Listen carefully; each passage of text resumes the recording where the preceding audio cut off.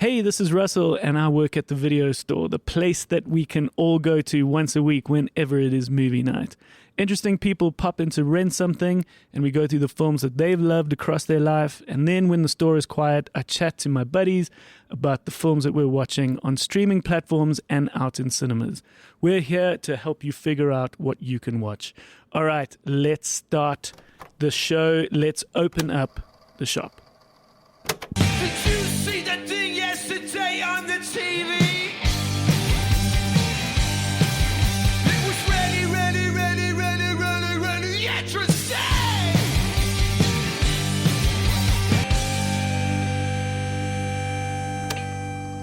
All right, top of the morning.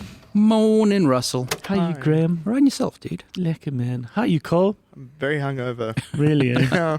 Jaw hard. Yeah, I went to Babylon last night Babylon. for shirtless Dua Lipa night.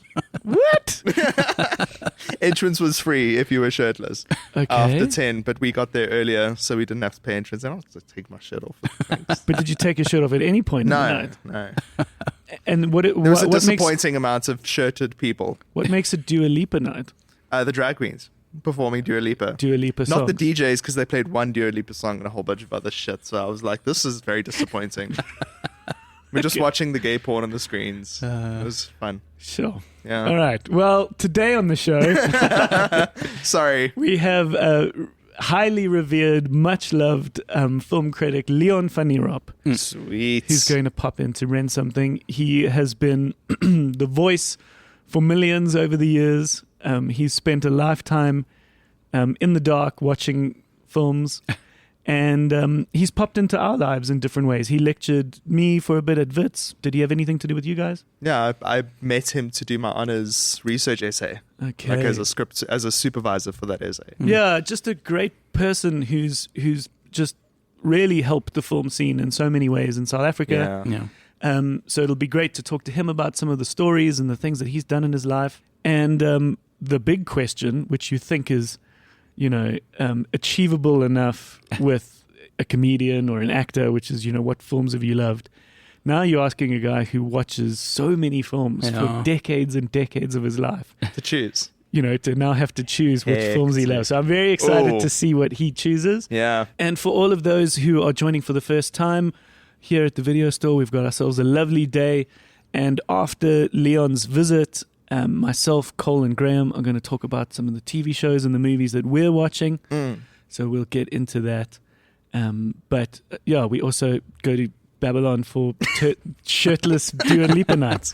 Sorry. Surprise, we talk about everything, yeah. No, it's lovely. I think it's great. Yeah. I went away to look for wedding venues. Future wedding We're venues. getting into that time. We're now at that point where we're starting to plan our wedding, myself and Leslie. It's all very exciting. That's so cool, dude. Yeah, no, we're getting there. It's like it's starting to take shape. It's going to be at the end of the year. But hopefully you can keep it together, Cole. Are you going to go outside and have a rehydrate? And Yeah, I think I'll have a rehydrate and a panado. panado and just, take it easy. A hot shower. Do we have a shower at the video store? No, we should. And Graham, you got something to keep you busy? Yeah, I have to go write some apology letters to the parents I tricked into renting Alien last week. Hey, call back to last week. Appreciate it. Lovely. Okay, let's get into it. This is Leon Van Nierop popping in to rent something. How's it? Hello, Russell. It's great to speak to you. Great to be here. I remember the bioscope when it was still in Maboneng. I went there a few times, and now it's here, and I love these chairs. Yeah, It is thank you. kind of sort of like when I was young, this was the kind of cinema chairs I sat in. Yeah, I think, the world's gotten to a point where they can, very easily recline and do all sorts of fancy, plush, prestige-y things.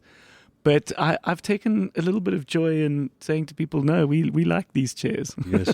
You know, if you go to New York, for instance, the Quad Cinema, all those cinemas in Greenwich Village have these kinds of chairs. Oh, really? And they sat through. You can see many bums sat on those chairs, and kind of you feel so comfy there. Yeah, I remember going into the Paris, which I think has since gotten quite an upgrade. But when I was there, it was also very simple, quite simple seats. Yeah.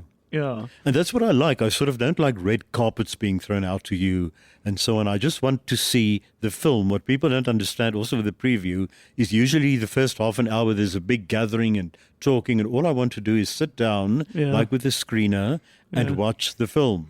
And not go through all... You don't like the pageantry of it all. No, I don't know. I've never liked it, and I will never like it. And that's a big part of your life, is going to watch these movies. I think let's get into it. It's been a lovely career of an incredible amount of films. Have you ever kept them in a diary? Yes, I've kept them. I mean, here's my latest one. I have one from 1970, and this is now 2024's book. Oh, so you keep them in an actual book? Every year there's a book. Okay. With everything that I've seen. So if one day I'm very bored, I might go down and sit and write down everything I've seen and count them, but they will be 5,000 plus, something like that. Have you come across Letterboxd, the app? No. It's got a film diary component to it, which I started in lockdown, and it's lovely because that also just counts your films and it catalogs your watching. But it's for guys like us that sort of their idea of a fun weekend is watching movies. But remember, I've started in matric. So if you look at me now, can you imagine I was ever in matric? But I started in matric, so can you imagine all everything I've written down? Everything has been written down. All my reviews were written by hand. And those books are sitting on a shelf? Yes. I sold many of them because they became too much. When the internet entered my life, I had, let's say, 15 books about screenwriting. Yes. And now you can go anywhere on the internet and see how to write a script. So I would keep one or two, like the basic plot lines, I think, or the 7 rules of cinematography, or that kind of book. Oh, you mean these are keep. other people's books? No, my books. Your books, because you wrote one of the first times I ever met you was Seeing Sense. So you came in for a class or two. I don't think you did too many lectures, but you came in and gave me one of the pearls of my film studies career. Well, I'm honored. Look where you now. Thanks, but I've quoted you a few times on the show, and it's the very simple way of reviewing a film, which was that: do you come out a different person? Yes. I was asked once on television when there were 40 seconds left before the news and I was live, and I was suddenly asked 40 seconds before the news, what is a good film? And I thought, how do you expect me to answer that in 40 seconds? Yeah. I can talk about for 40 hours what's a good movie. And then that came to me. It just came to me, and I realized the person who exits the cinema must be different from the person who entered the cinema. Sometimes you're more bored than you were. Yeah. Other times you are ecstatic. Let's say, like with Poor Things, you gobsmacked. Yeah. You don't know where you are. Yeah. Like The Zone of Interest, you stumble out of there and you think, what has just happened to me? Yeah. Or you see Saltburn and you think, I've never seen anything quite like that. Yeah. And I would love to take that film home with me and sleep with it. Yeah, it's very interesting. No, I remember you saying it. Do you come out angry? Do you come out hornier? Do you come out energized? And I've kept with that because there's been a few times when you look back and go, wait, what did I do this morning? Or what was that movie that we watched? And you go, well, that's clearly not a good movie. So here you are. Thank you for the visit. And I think there's obviously just decades of knowledge to get through, but we'll chat through what we can. But you have written a bunch of books. Yes. But also fiction books as well. Yes, fiction books. I've just written a book a year ago called Druk Speel, Press Play, which I wrote for teachers because I frequently go to schools. I don't do that as often now. I'm just too tired to do that. But I go to schools, and then I notice that with not all of them, but with many of the schools, the teachers are the problem. In terms of the film studies? Yes, film studies. Because they do not know films. I caught teachers showing Seven de Laan episode 7040 as an example of film. Yeah. And then I would say to them, but I mean, it's soap. There's nothing of film in there. You should watch films. And then they say, oh, I don't go to the Bioscope anymore. I haven't been there for 10 years. And I said, and you are lecturing film for students? And you meant to inspire them. Yes, meant to inspire, especially kids. And then they say, but they do not know or understand how to analyze a film. Okay. And then I would get, let's say, 100 of them together. And I would take 2 or 3 hours and I would show them excerpts.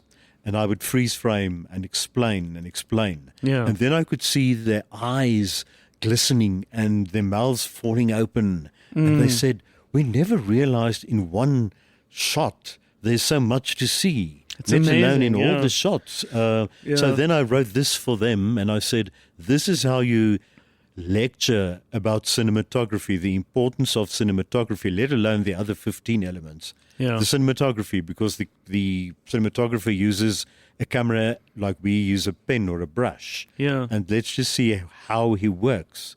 And it's so difficult to explain that to them, and I can't always do that. So I wrote the book, and I spoke to them on Saturday. And after I spoke, 100 books sold. Almost all the books that were there. Lovely. Of mine. Yeah. And I thought, something has happened. Something remarkable has happened. Because you can't really write to youngsters anymore now because they are so cinema literate. I mean, if you had to go, had to go to university now, you'd be so cinema literate because of the internet, and because of Netflix or whatever. But something you might appreciate just at this point when you talk about cinema literacy is that you've got young people making TikTok videos, and a lot of what makes the TikToks fun for the world is basic filming cinematography tricks, which they were experimenting and groundbreaking 100 years ago, where it was like a jump cut, or if you cut on motion, that's editing 101, that you want to do some motion, you can get away with cutting it, and then it transitions into something else. And this is like basic TikToking 101. It's interesting that kids are learning these editing techniques, whether they know they are or not. I think TikTok is a self-taught film school. It is. In other words, you can only, I think I said to you, you can only learn film by doing it. Yeah. I can stand there and talk to you for hours and I can teach you to analyze, but I want to teach you to make a film. Yeah. Why do you cut from one shot to another? I think The Battleship Potemkin is the best example, or The Godfather, the famous christening scene. Are the best examples of fantastic montages. What happens in the famous christening scene? The christening scene is you have Michael standing there with his baby, who is going to be christened. By the way, that's Sofia Coppola as a baby. Oh, yeah. And he's standing there with her, and he looks down at her, and the priest says to him, "Do you renounce Satan and all his evil deeds?" And then they suddenly cut to a gun, cut back to him with a baby. Cut to the baby smiling. Cut back to a man whose eye is being shot out. Cut to a woman who's crying. Cut to a man who's screaming. Cut back to the church. I mean, those images seem to have nothing to do with each other. Yeah. But what Michael is doing is he's eliminating all his enemies while the christening is taking place. And he gave orders to his lieutenants. All of this was happening All of this was happening at the same time. Right. So you have things happening at the same time, but they're intercut. Usually you would have all the murders separate, and you will have the christening separate. But it's important to mention that it's happening at this time. It's happening at the time. Moment. And that juxtaposition of those two, the baby smiling and an eye popping out of a socket, is when he says, "Do you renounce the deeds of Satan?" Yeah. And he says, "Yes," and out pops the eye. For instance, that's something you can only do in film. You can't even do that in not even in a book or in I think you can do it in a comic strip, but you can almost only do that in film. Yeah, I guess you. You've also had an incredible radio career. You were reading the news at one point, eh? Yes, I started as an announcer, Russell, in 1975. Yeah. If you can imagine that. And then they had something called Flickrubriek, which is a movie column, which an old colleague of mine who was about 60 presented. Okay. And he would just say, "Oh, I saw, let us say, The Sting." And it was very entertaining. The cinematography was good, fantastic acting. You can go and see it, full stop. Yeah. And I listened to that and I thought, but that's not the way that you get people to get into a cinema or analyze a film. Yeah. And after about 7 months, he walked past me in the corridor one day and he said, and then he remembered my name, and he said, Leon, and I said, yes, sir. And he said, would you like to take over the movie column? And I said, yes, gladly. Yeah. And that's when I started. RSG, which was then the Afrikaanse Dienst van Radio Suid-Afrika, which is now RSG. Yeah. And then I started there. It's got a big listenership. Yeah. I mean, it was obviously very big back then, but it's also retained a very big... It's retained 1.3 million. Then I think it was about 3 million people. Yeah. So, and I noticed that, and so did the radio station, that as I spoke to the listeners and as I talked about the movies, I talked in such a way that it was entertaining to them. They always said to me, we listen to you as entertainment. Yeah. And then we pick up what's happening in the film, and we pick up what you're trying to say, and then we go to the cinema. But you force us to listen to you. The other man just talked and we switched off. Yeah. But the way that you talk to us... You've got like a sort of a tone in the way... I think it was a tone, but I think I also didn't use highbrow words. Yeah. So I wouldn't say the film is esoteric or something like that. They wouldn't understand what that was. Yeah. I would just say the film communicates with you on an emotional level, or you will cry while you watch this, or you will not believe your eyes, or something like that. Yeah. And they loved those phrases. And that's how I started. And you've acted a little bit. You've mostly been a presenter. No, presenter. I present a lot. But I'm saying act. like some of the acting roles. It was fun to see you were always credited as the announcer because they obviously sort of they wanted you to act to sort of announce because they knew how well you could announce. I was also the announcer, always the announcer, or I was the Undertaker, or I was the Dominie. Yeah. That's usually what they used me for, because people see me and think I'm very, very formal. Okay. But I think once you've seen me in front of a class, that formality disappears. Yeah. Because then I speak to people that I like to speak to and that understand what I'm saying. Yeah. So we at the Bioscope take great joy in doing screenings with schools where they come and watch their set works. And I just love the fact that 2 of the films that have ever come up as set work films are films you were involved in. Yes. There are 2 stories of mine, Wolvenaars van die Skemer and Ballade vir die Enkeling. Yeah. I Ballade you wrote and produced. I wrote and produced. Wolvenaars I just wrote. Because Wolvenaars was first. And then Ballade came. It was a radio play, It was a radio play in 1980. Yeah, that you wrote. Yeah, a radio serial that ran for 420 episodes. Yeah, that's lovely. So then when Wolvenaars, what does that mean in English? Sorry. That's a very difficult name to describe in English. It literally means the dance of the wolf in the dusk. Okay. It sounds very formal, okay, very but clumsy. It's a poetic name. Wolvenaars van die Skemer sounds better. And then on that, you wrote that? I wrote that, and I directed it as a radio serial. Okay, and then it became a TV series. You didn't direct the film? No. Okay.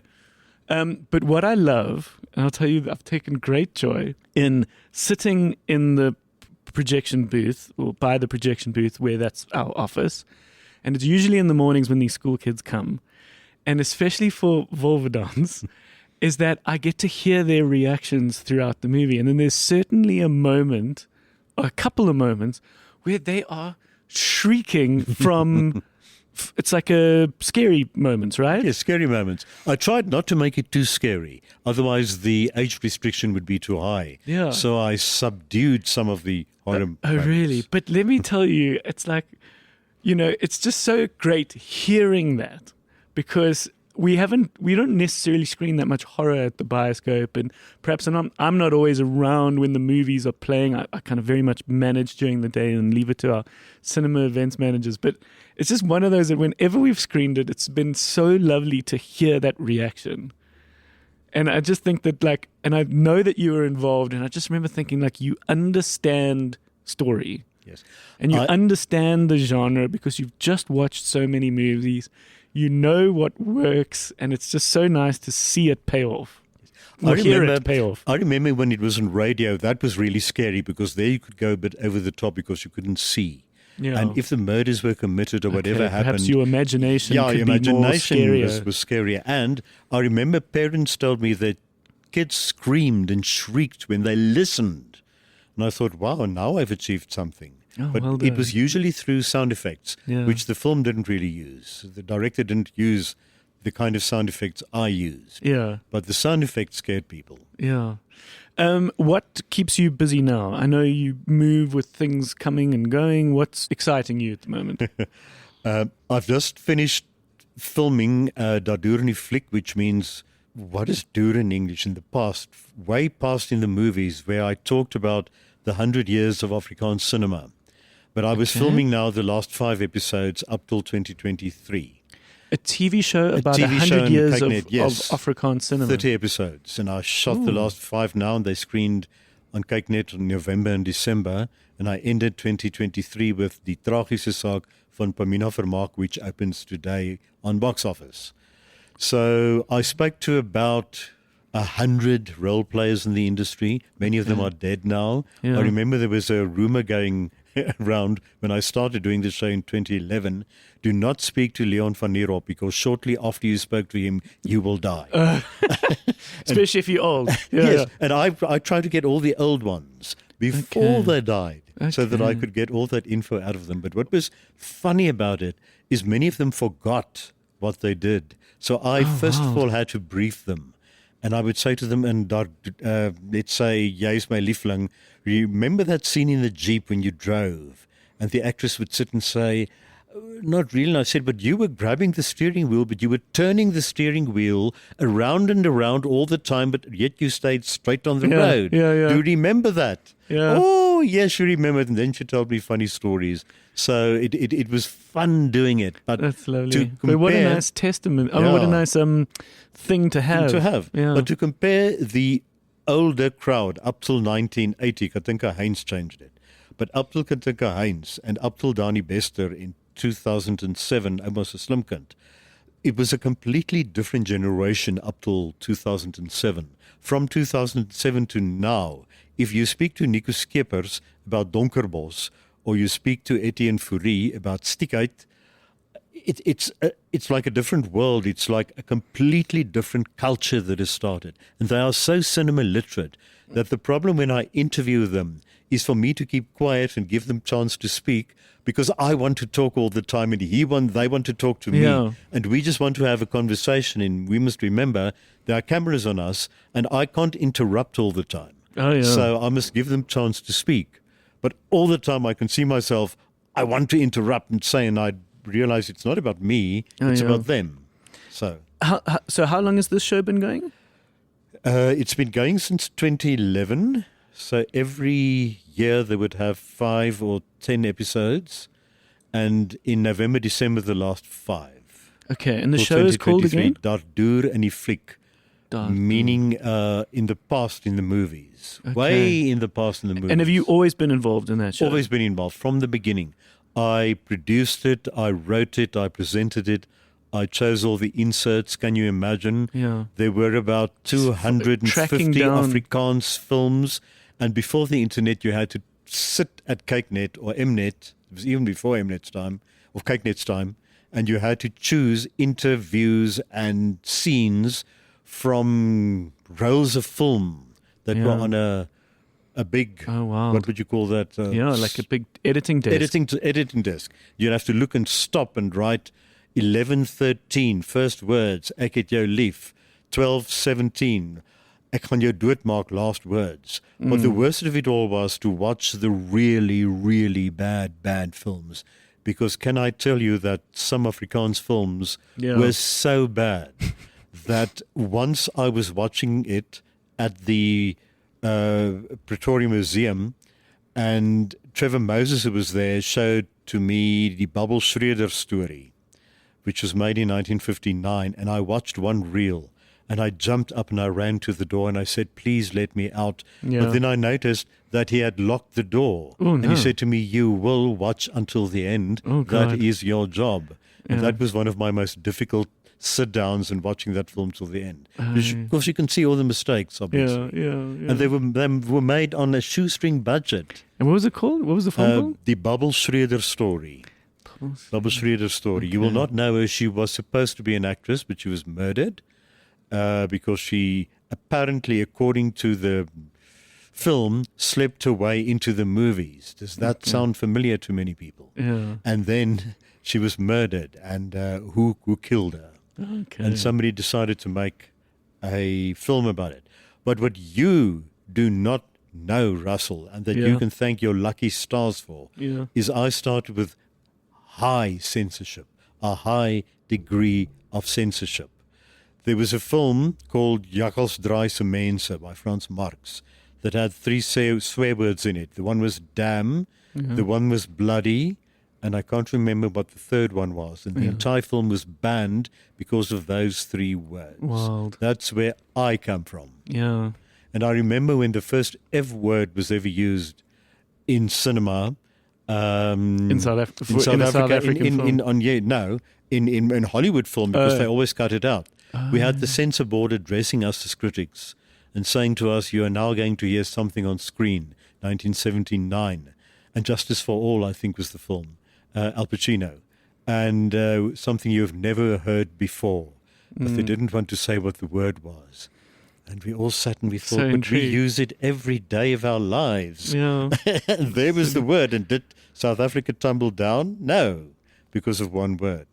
But an interesting thing I must tell you, when I started as a critic in 1975, because you now have the wonderful privilege of having previews, we started previews in the Coliseum in Johannesburg. And I came in, but it was a small little cinema next to the Coliseum, or under the Coliseum. And I entered, and the lady said to me, because I brought my invitation, you know, that Sharon, for instance, sent to us. Yeah. And I said, here's my invitation. And she said, my goodness, and he's brought his invitation, like I was a little 10-year-old boy. Yeah. And I said, well, here I am, and I want to sit down. She said, no, you can't sit down. And I said, you mean I have to stand and watch it? She said, no, every critic has his own chair. And you cannot sit down until they've all sat down. And there were 15 big names. Okay. The Sunday Times, the Sunday Tribune, the Sunday whatever. Yeah. And I had to stand there and wait for an open chair and then went to sit down. And I promise you, Russell, for 6 months, they did not speak to me. I was not worthy to be spoken to. Because I wasn't important enough. I wasn't important enough. And by previews, you meaning the ability to watch a movie a film beforehand before it comes out. Yeah, with the critics. And they were all sitting, making notes, and but also drank a lot. Many of them drank a lot. And I must tell you, of all of them who were there, none of them are still alive. I'm the only one who's still alive, literally. Were they older than you? Or were you yes, they were older than me. They were all older than me. So they thought, who's this young upstart who's coming in here now? And then I started appearing on television, and then they started noticing me. And then I was worthy to be spoken to. So silly. I'm very intrigued by places like the Coliseum. Oh, these old cinemas, Joburg cinemas, because the Coliseum was big. It could take thousands. It could take about 1,500. The biggest cinema was the Metro in Plain Street, which could take 2,250. And I attended... Plain Street in Joburg? Joburg? Yeah, in Joburg. And I attended a screening of... I'm trying to remember which one. It was Ryan's Daughter. And it was full. I got the last seat. Yeah. So I was part of 2,250 people watching a film. Because our biggest cinema in this country now is what? Perhaps Monte Cassino. I think Monte Cassino's El Grande. And what is that? Might be the biggest. I think that's about 600, 700. Yeah. I think so. Yeah.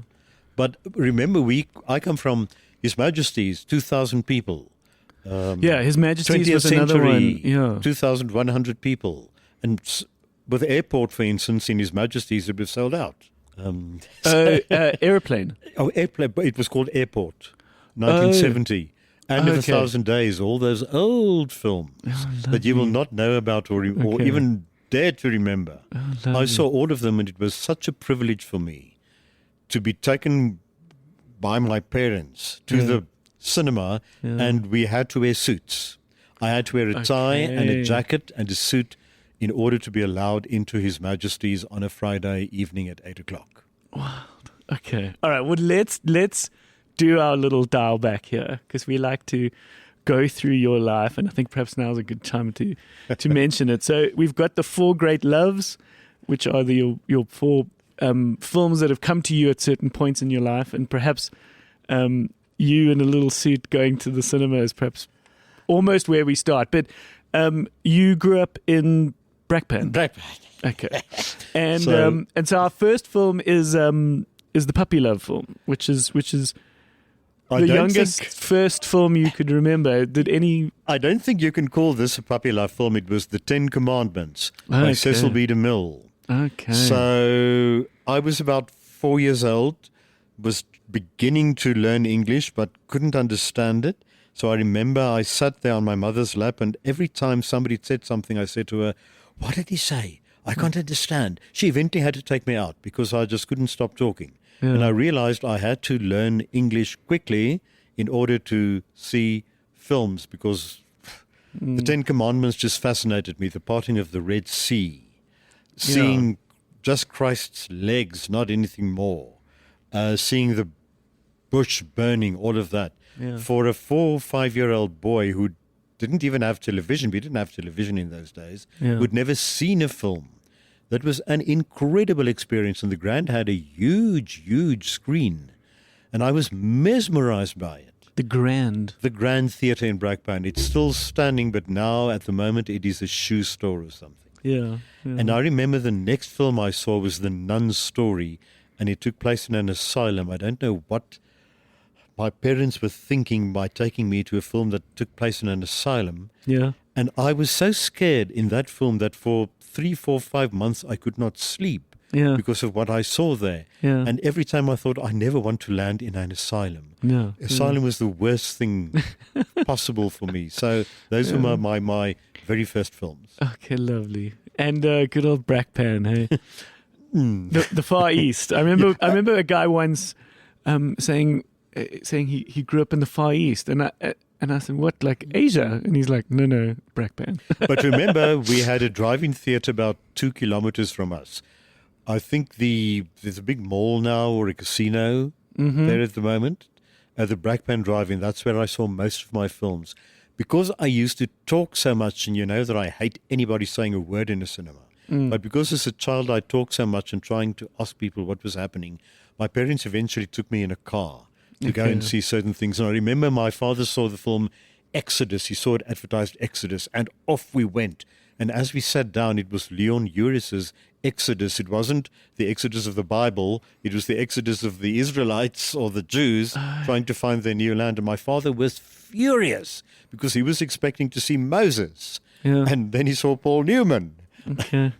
So I remember all those days. Lovely. Okay.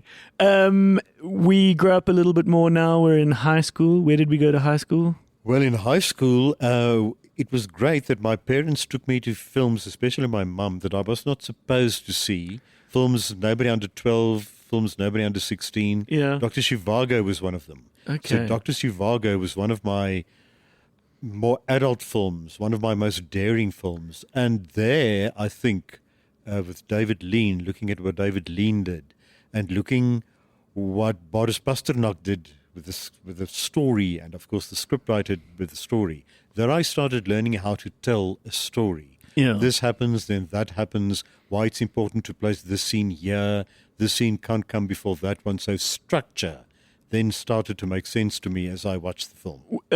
Where did you go for high school? Stoffberg, Hoërseunskool Stoffberg. Where's that? In Brakpan. Okay, all right. And what kind of a student were you? Did you play sports, do things, I was cultural? a bad student. Nobody liked me. I was a complete outcast. Oh, really? They thought I was crazy for liking films because I only talked about films. Nobody could talk about films with me. Okay. Nobody even looked at me. I became used to it also in the critic circle at the beginning. And then I went to Stellenbosch University and I studied drama. And for the first time I saw there are people like me. There are actually people like me. And I suddenly opened up, and that started my career where I'm now. Yeah. It's the fact that I entered drama school. I remember quoting movies and things like that in high school, and friends going like, What are they you talking tolerated about? me, but they were sort of like, it's a bit weird. Yes. And I remember just thinking like, okay, you're my friends, life's cool, like high school was fine.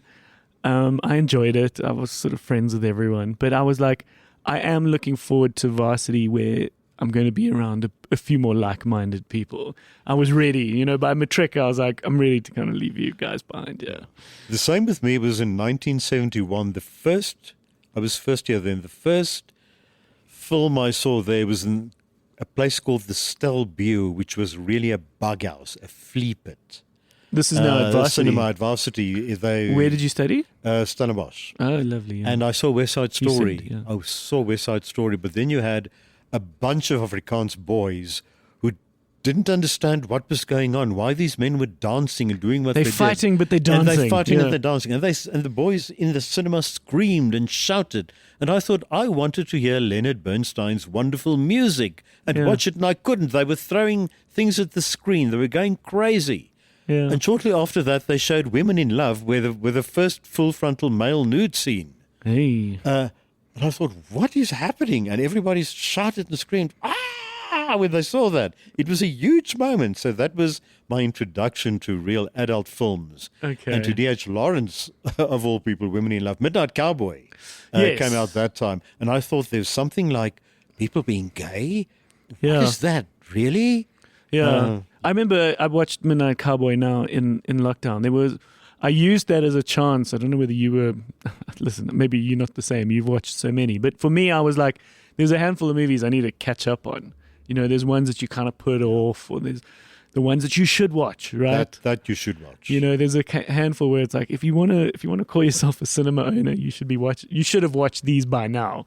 I think that's perhaps better, the better phrasing. You should have seen it by now.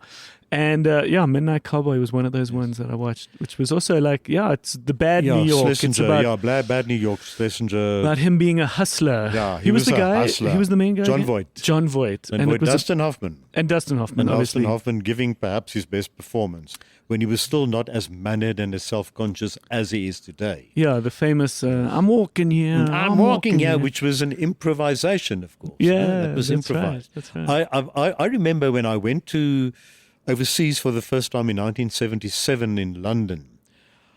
Then I realized I know nothing about cinema because 60% films were banned.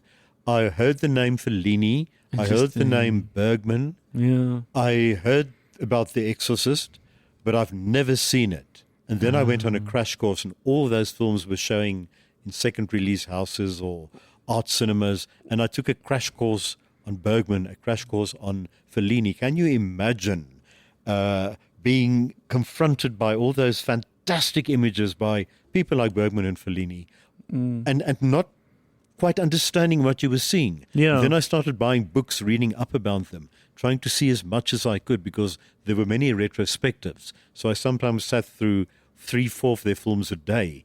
And people said to me, what were you doing in London in 1977? I said, I was in the cinema the whole time. Yeah. And they thought about the cinema as, in the old days, a biscope kind of had a bad sound to it. Well, it's more just like it's a date night, or if you got nothing to do, you and go they said, and do the that. biscope in London, and I said, but I saw 8.5. Yeah. I saw Cries and Whispers, but that was 74. Cries and Whispers was 74. Yeah. So I saw Cries and Whispers then. What took you to London? Well, I decided to go and see cinema. I wanted Okay, to go it was your own personal It was my trip. own personal choice to go and see movies. Okay, and this was in what year? 1977. Okay, so we're still in the big hold of apartheid, Yeah. big hold of censorship. Can you imagine me seeing Emmanuel for the first time? Seeing The Exorcist for the first time? Yeah. Remember now, The Exorcist, people often laugh at it. I don't understand how they can laugh at that masterpiece, but they still But laugh just at the it. cheesiness of it, I It guess. seemed, for them it's cheesy, but for But you me have it's to not. but you have to remember what that must have been like at To the see time. that head spinning scene for the first time, to hear that voice, Yeah. to hear that dialogue that Linda Blair had, Yeah. was so shocking that I literally stumbled out of that cinema. I promise you, Russell, that people were carried out on stretchers from that cinema Yeah. in London. There were nurses and doctors in the foyer, and people were treated had panic attacks. Yeah, yeah. And they had to be sedated. I saw it with my own eyes. It's Yeah. not an urban legend. No, of course. It happened. And you can just see these moments in cinema. One of the very first films ever shown in the earliest of cinema, when it wasn't even necessarily a fun entertainment. It was a sort of a marvel of science, right? That An you could do it. experiment. There was one little scene of a train arriving at the station. And very famously, everyone in the audience got up and clambered, and they collapsed. They fell out of their seat because they thought this train was actually going to come. And because you laugh at it now, but imagine seeing that for the first time. It was the first train robbery, and there was a shot of a man turning a gun right at the audience and firing, and the gun going off, and people fainted. Yeah. That was the first really violent scene in cinema, was that scene in the first Great Train Robbery. So could we perhaps put London as your sort of varsity, post-varsity? No. Okay, so what is so high school, what did we say?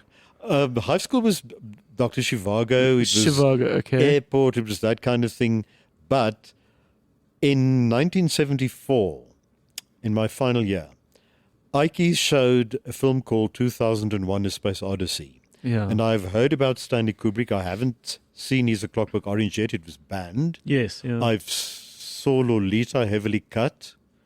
And then 2001 was showing in a student lecture hall.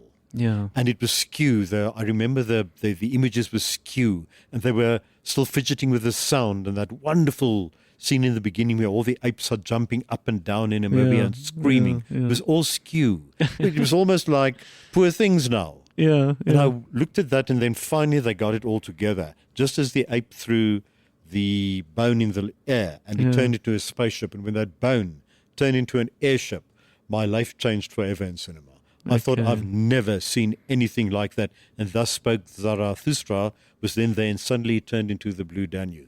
Yeah. And I knew this is it. This is it. This is what I'm in love with. Well, that category of film, in these sort of the great four loves that we have here, that's the It's Getting Serious film, which is, the relationships that you might have been having at that time were just that much more serious. It's like it was about moving in with each other, or this could be the person, or who knows. But life is serious. It's not just a crush anymore. It's not just a little puppy love holding your hand. So it makes sense that Kubrick comes to you at that point. Absolutely. And then I saw A Clockwork Orange in Paris. And I went to a cinema in Paris, and it was showing in French. And the French, not all of them, of course, but they are quite rude. Sure. They're famous for being rude. And I stood at the box office, and I said to the woman, one for A Clockwork Orange, and she chased me away because I couldn't speak English. And that's when the first time... I mean, you couldn't speak French? Because I couldn't speak French. Yeah. And that was the first time I realized, I will watch that film. And I said to her in English, I will watch this film, and you will give me a ticket. Just and because you weren't speaking, just because you weren't English. Speaking French. Fuck off. And she gave me a ticket, and I went in. What do you mean? Are you meant to say it in French? Fuck off. Now I can say it in French, but I mean then I thought you just so say A Clockwork Orange, l'orange mécanique. Yeah, I'll never forget being in a very busy train station with my family in Paris, and even if you know what you want on a menu, when the waiter comes, you still like to subconsciously find it on the menu and point to it while you say it, right? It's just like, it's one of those things that your brain does. And this guy eventually came to our table to take our order, and I said, I'd like, and then I sort of was stumbling to find it. Bro, it fucked off. Yeah. He'd fucked off. He'd gone off to another table, and now we had to wait another 10 minutes for him to come back. But and I just thought, okay, we can get away with being that rude. Okay. But she was caught in a box office, literally in a little office, and I just shouted at her. I just thought, I will attack this woman, but she will not prevent me from seeing this film. I remember watching it also in a sort of varsity early career, going, I need to watch this movie. And I mean, Clockwork Orange to this day still slaps in many ways. It's like that one rape singing scene. Singing in the rain. It's scene. horrible. It's like it's quite something. So I'd imagine that at today this, still graphic. Yeah, so I'd imagine at that time that must have been quite a thing. Eh? It was a huge shock, and I saw it in French, of course. Couldn't understand a word, but I knew the story. Yeah, I knew what was going on. Had you read the book? Or? Yes, I read the book. There was a of course there was a book. Yeah. Clockwork Orange. Anthony Burgess. Yeah, I that's think. right.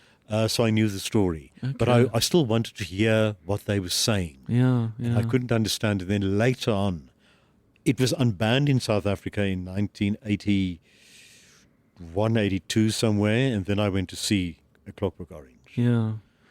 Did you ever have anything to do with Mini Cine 1? Do you remember that I remember place? Mini Cine 1, but I didn't really go there quite that often. You see, the thing with me, Russell, is I saw everything before it showed at second release houses or other cinemas. Yeah. So I'd seen everything. So I very seldom went to the cinema, which sounds ironic now. Yeah. But I saw everything then, before it went to the cinema. But So you were watching them Really? in cinemas, or where did I you will watch? watch. No, there were preview theaters. They were all down now. A don't exist anymore. theater specifically made Small as this, yes. as small as this. Yeah. Like UIP's preview theater. Oh, got you. Yeah. That kind of preview theater. Okay, so like in the offices of In the offices of Ster Kinnikor. okay. And I Because- remember I still saw Kinnikor and Ster. They were still different. that's right. They were two different businesses. Yeah. That's correct. Well, people have started talking to me about Mini Cine. Every now and again, someone tells me about it, and the little bit that I can see, it seems to remind me quite a lot of the Bioscope. It seems to have a very similar single place, because it was called Mini Cine 1. It was just one cinema. It was in this kind of cool Hillbrow in its day kind of vibe. You know what was the cool cinema that's one like this is the Victory in Orange Grove. The Okay. Victory in Orange Grove is bigger than this cinema, Yeah. but it had the same kind of atmosphere. And you Okay. saw old movies there, Greta Garbo's silent films. Well- you saw there, Grapes of Wrath, Okay, well, there was an old chap who at one point ran it. Bereniki, Mr. Bereniki, Yeah, what was his first name? Aldo Bereniki, I think. Eldo. I think Aldo, yeah. I Yes. think so. So when we started the Bioscope and we were starting to look at this as a serious business project, my business partner was Daryl Else, and he managed to find him. And we got together, and you can imagine this, where the Bioscope was still this, bright-eyed, bushy-tailed Dream, idea. And we were very serious about doing it. And we went to these old guys, and I remember we met them at their house. And we didn't get much from them, apart from them going, why do you want to do this? This is crazy. Why would you want to start your own independent cinema? Because the world at that point was just shopping mall multiplexes. But we sort of got their sort of blessing and wishes.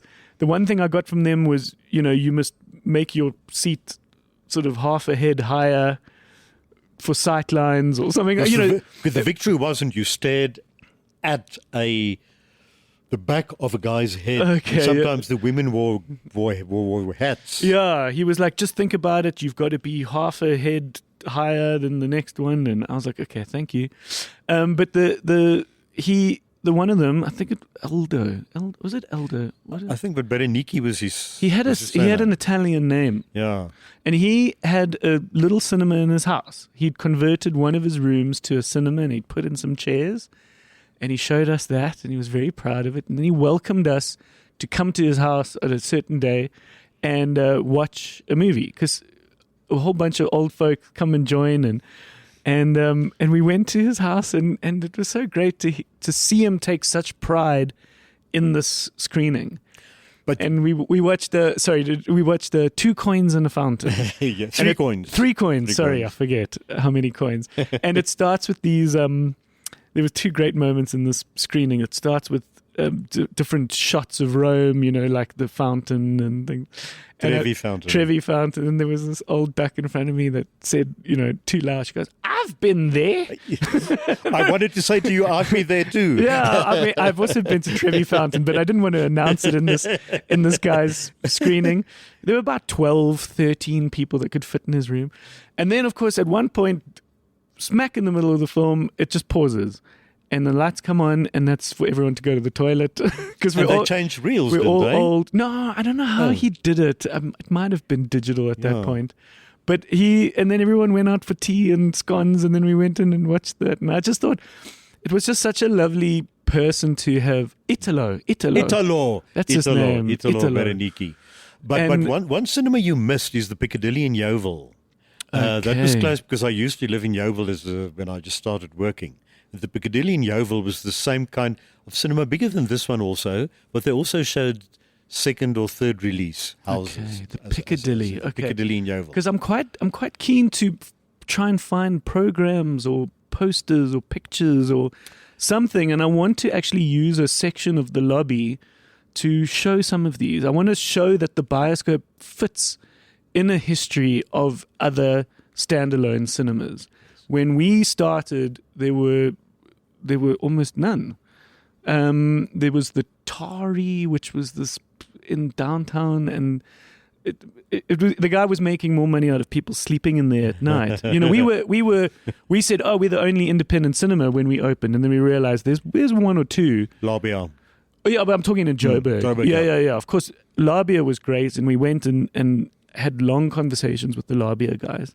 They'd been going since, like the 70s. They've been going since I was a student. But when I was a student, it was still a theatre where you saw plays. Okay. Yeah, no, and you can see that it's still got a very theatre look to it. Okay, but now we've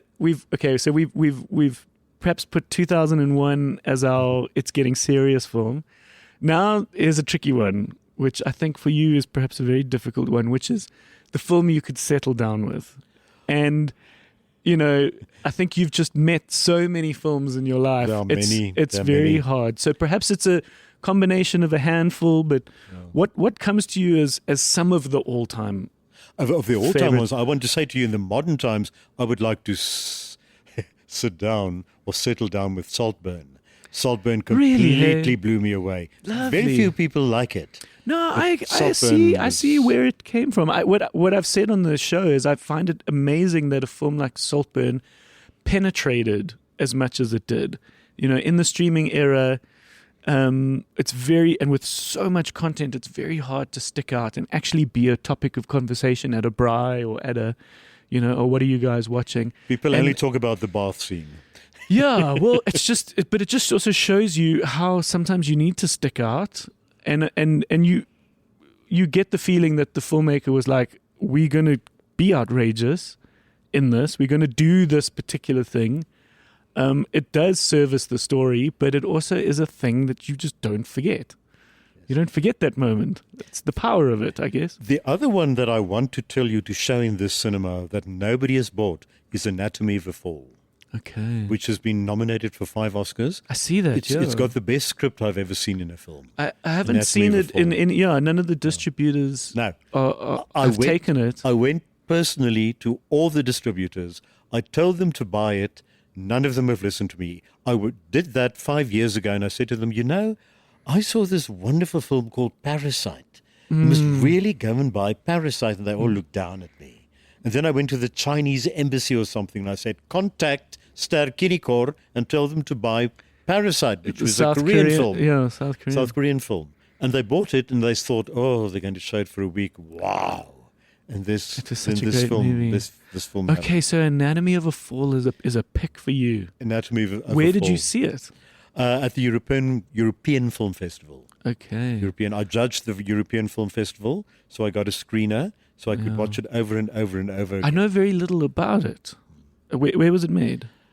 It was made in France, and it's a whodunit. But not a whodunit like... Foreign language? It's foreign language, it's French, but also English, because the main character says later on when she lands in court, I can't speak French properly. And then she goes into English. So it's part French, part English. Okay, so is that your pick for the Oscars this year? Is that your favorite? It will win Best Script, but that's it. Okay. It won't win anything else. I think Oppenheimer will win everything. Okay. Oppenheimer will win anything. Barbie, perhaps. Oppenheimer, I think. Okay, but of those best film pictures, would you say your favorite is Anatomy of a Fall? Anatomy of a Fall, definitely. There's another beautiful film called The Boys in the Boat, which currently is showing on YouTube. And that should have been nominated, as All of Us Strangers should have been shown. Yeah. There's such wonderful films now that nobody has bought. All of Us Strangers didn't even make the top 10 yet. Yeah. So it showed for a week and it was gone. Boys in the Boat is George Clooney, hey? No, George Clooney. He directed it. It is a beautiful movie. It is like Chariots of Fire on a boat. Okay. I saw it last night. And it's on YouTube? It's on YouTube. For free? Yes, I saw it for free on YouTube.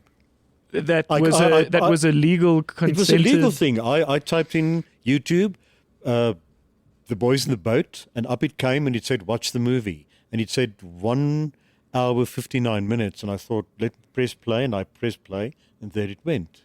I wonder whether it was someone snuck it on. Published snuck it on, I don't know. Okay. I don't know. But yeah, that also hasn't come down the pipelines. No. That's another one you should show, if you can get hold of it. The Boys in the Boat. Okay. Now, there are so many films I can tell you to buy for the cinema, but of course it's expensive. Easy for me to say buy Anatomy of a Fall. Yeah. It costs $1 million, R or something. Yeah, it's going to be hard for us to try and be the distributor. But if someone else is doing it, then I at least know I must talk to that. I must do that film. I must look at and that. And it won't show in cinemas for long. It will be like The Zone of Interest. I can tell you now that it is one of the most difficult films I've ever seen. Yeah. I sat, watched it. I had an appreciation for it. I thought, what a brilliant, brilliant movie, but it felt like homework. It felt like I had to see it. But I had a few problems with the film that I can't go into now, and that I thought that they went overboard with certain things. But it is something that you should see. And also, the first 4 minutes of the film is in total darkness. Yeah. It's just sound. No, so now... 4 minutes in darkness. Can you imagine me getting to grips with this new technology at the bioscope? So having to get these big files from these distributors. I've got to ingest them, which is a verb I've never had to do for the last 13 years. Before we just copied. Now we're ingesting these big films. Then they come with a key. So this digital file that I then ingest that then unlocks this film. So now it's a film I can now play through this program, and I've got this, just getting picture and sound, in my cinema with this new technology. And here comes a film where it's in total darkness for the first 4 minutes. A little bit too long than it should. And then I am thinking, have I lost picture? Everybody said, have I? Yes. And I thought, no. I saw the logo in the beginning. You so hear the sounds. I know this is not a mistake. I know my projector hasn't faulted on me. And but imagine an audience, Russell, an audience that doesn't know it, an audience that comes here. And you will have to tell them beforehand. Yes, and there's 4 minutes of darkness. I immediately thought, okay, so for Zone of Interest, this is how it starts. It's one of the Oscar films, but I thought there are gonna be people that are gonna come out and go and say, I think your projector's not working. Because it starts in this darkness. And then the moment it turns on, you get it, and you sort of see the pacing and you see why. But it's a very artistic film in that sense. But the distributors warned us when we came for a preview and said the first 4 minutes is in total darkness. And they said because when they saw it, they thought the projector had broken down, but then they looked back and they saw that there was still something coming out of the projector. Yeah. And there was sound. But what was wrong? Did somebody put his hand in front of the screen? Yeah. What was happening? So if we didn't know that, I would have gotten up. I remember when Barry Ronger was still alive, when something was wrong in a cinema, but in the first 30 seconds, he was up. He was up and he ran, and he would have run out of that cinema and said, where's the projectionist? Yeah. I'm also that. I'm that first person to get up to say, guys, come, you got to fix this. You got to do that. Lovely. But warn the people when they come to your cinema. That's a good point. No, I think we did, and it's just a reminder to perhaps just not forget that, because perhaps after the or when they buy or a fifth ticket, screening, we ask that you are not necessarily always here, so that the person who sells the tickets tells that just says something. But what are some of the all-time favorites? Alien, the first Alien. There has never been anything like it. You didn't skip a beat. You gave it to me straight away. That's your one. Jaws. I saw Jaws again recently. Did you see that there was like that IMAX reissue? No, I didn't see that. I was so sorry I didn't see that. Okay. But that was one of my favorites. All Spielberg's films, and I met Spielberg. Now I'm name dropping. No, please do. Tell me some of the highlights. I met him. I went to San Francisco. I was flown there. Didn't go there myself. Why would I manage to pay for that? And I was sitting in a studio, and everybody was running around, and there were 3 cameras on me. And I interviewed Steven Spielberg about Hook. Oh, so this is when when we could still go as the press to interview directors. And this is when they are when they are sitting in one place, Yes. and then the press come in and press out, come in, and you interview them on a personal and level all the time. they'll do 20 of these interviews a day, Yes, or 20 even of them. more. Yeah. And I was the first for Spielberg, and I remember I sat like I do now in the chair, and I was shivering literally from fright. Yeah. I thought, I'm going to meet this big man. I've got all these stupid little questions here, and I hate when I interview it, like with you. You don't look down at a paper and say, and what is your favorite color? Yeah. You know? Yeah. So I tried to get some intelligent questions, and as I sat there, and I heard people counting down, and I felt a hand on my shoulder. Yeah. And a voice said to me, would you like some tea? Yeah. I said, no. And the voice said, yes. Wait, you can have mine.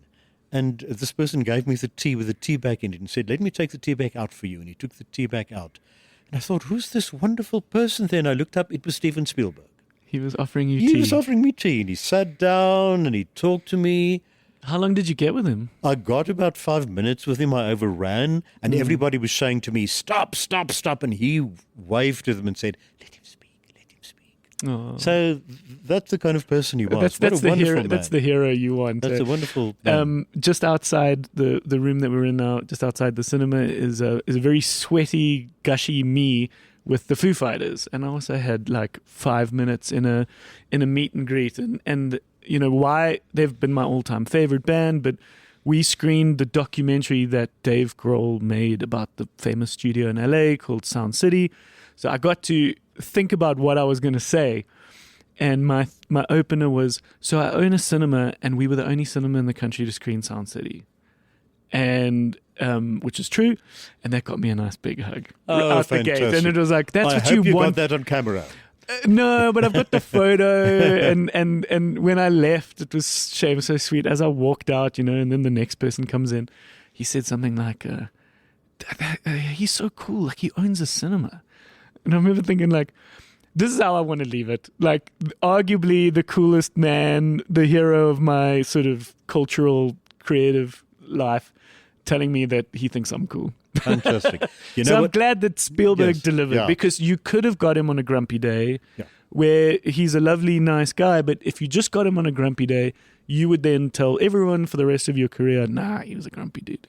And you know what was the other big experience of my life? Yeah. I was the only person in the cinema. They didn't even preview it to us. They didn't even believe that anybody was going to watch it. And I was sitting in this huge cinema. It was Horizon View. New Metro had a Horizon View cinema. 10 cinemas. The biggest one was about 800 people, and I was the only person there. And they showed The Shawshank Redemption, which nobody knew what it was at that time. Yeah. Because the original title, I think, was Rita Hayworth and The Shawshank Redemption, Stephen King story. Yeah. And this story suddenly happened to me. And then also I thought, like with Space Odyssey, I've now seen something very, very special. And what a privilege to have seen it alone. Not with people eating popcorn, not with people doing all different kinds of things. Why but were you seeing the it only alone. one in the cinema? Nobody came. I bought a ticket because they didn't preview it to us. Okay. I had to go and pay for it and see it. And you at were the the cinema. only one in the I cinema. was the only one in the cinema, and it was Frank Darabont, and nobody knew who that was. And I sat down, and there was no one in this wonderful film unspooled, and I thought they must just not lock me up in the cinema after it Yeah. finished, because it was 2.5 hours long. Yeah. But what an experience. So do those two moments stand out as being sort of some of the favorites? I have many, I'm many sure. moments I'm sure. that I can't even begin to tell you, because when I look at a film, I try to stay objective, obviously, and stay outside it. With the zone of interest, it's easy to stay outside of the film because it pushes you back all the time. Yeah, it doesn't take you close. No, it doesn't literally. take you close. Doesn't take you. But with the Spielberg film, you go into it. It's almost then- like he knows the components of the drug. You know, like you've studied. If you studied how the whatever makes up ecstasy and whatever makes up cocaine or whatever, and he knows the formula of the drug. He knows. And so he knows drug how, of he film. knows how to drug you into the magic. Yeah. That's also why I, as a student and still up till now, never ever in my life took drugs, because cinema was my drug. Lovely.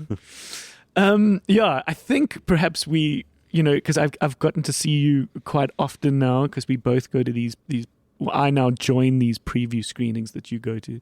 So, I mean, it would be lovely to perhaps have you come again and pop into the video store every now and again. Yes. But I know you're a busy person. But yeah, thank you, Leon. I think if there's any other film that is worth a mention at this point, please shout. But The Holdovers, which you're showing soon. Yeah, The it's lovely. Holdovers Hey. it's Dead Poets Society. That's right. Crossed with Scent of a Woman. I see it. Yeah. It's crossed with the two. Yeah. with the No, two. I really enjoyed it. And it just from the moment the Holdovers started with it trying to be as authentically 70s as it could, even down to the logos of Miramax and Universal and its rating and all that stuff that came before. I turned to Graeme, who's a part of the video store, and I was like, this is perfect for the Bioscope.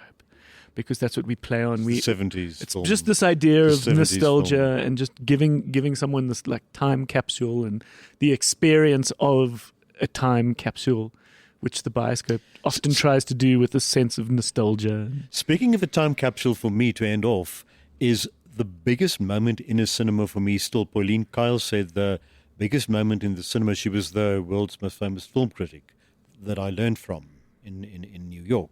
I didn't meet her ever, but I read everything she wrote. She said, when the lights go down.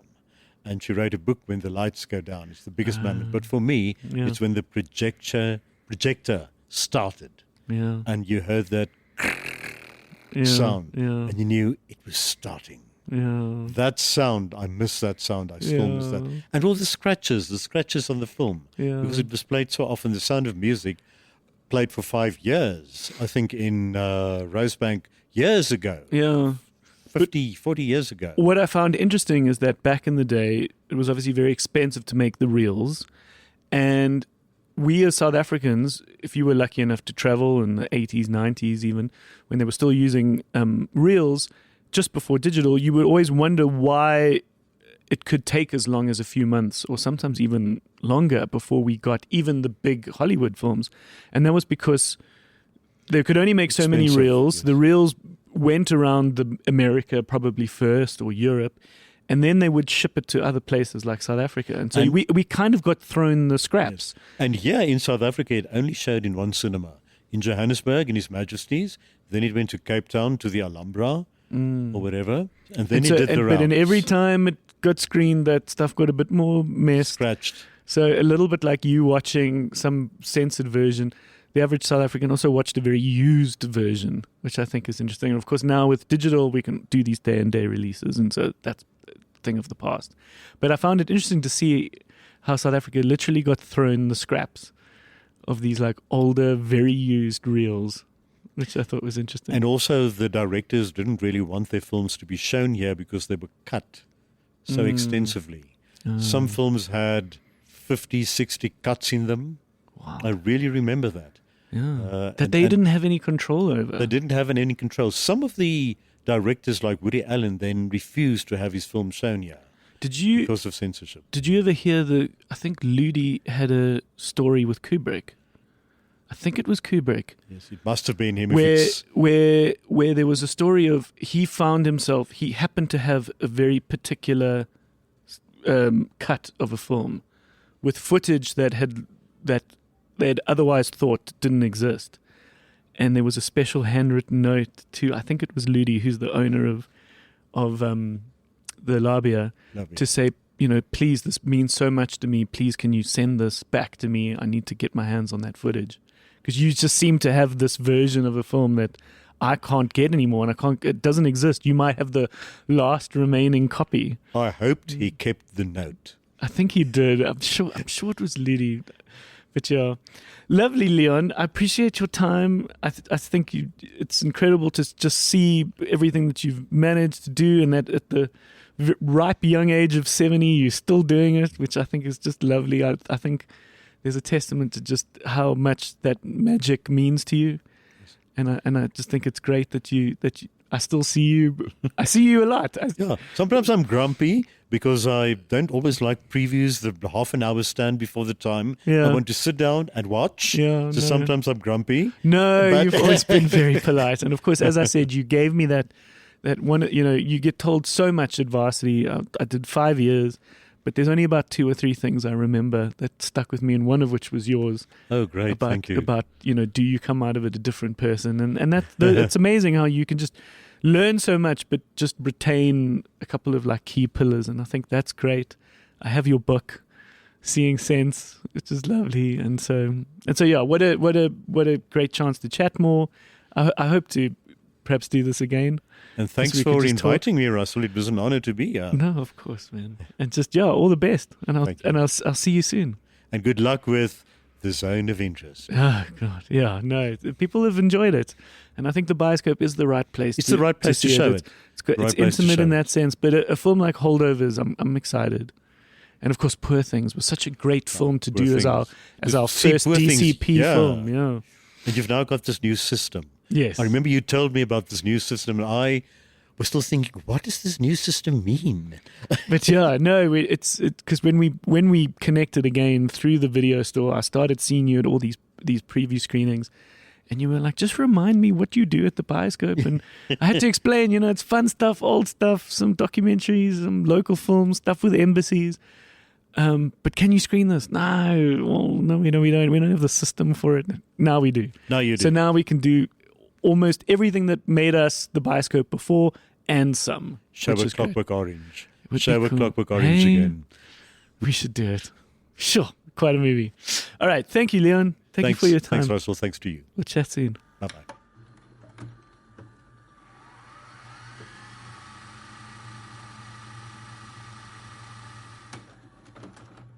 All right.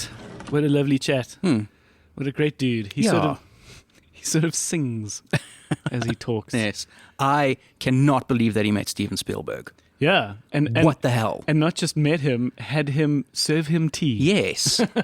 Wild. That is not fair. Right. No, he's an amazing dude. And so shout out to Rochelle, who does the PR for the Bioscope, and she helps set up a lot of these interviews. Right. She made a comment like, he was the sort of voice of my childhood, in the sense that she just knows his voice so well. Yes. And there's another great dude who helps at the Bioscope called Lorne, who helps with some of the shop fitting stuff. He's like a sort of fix-it artist, sculptor guy. He kind of does everything.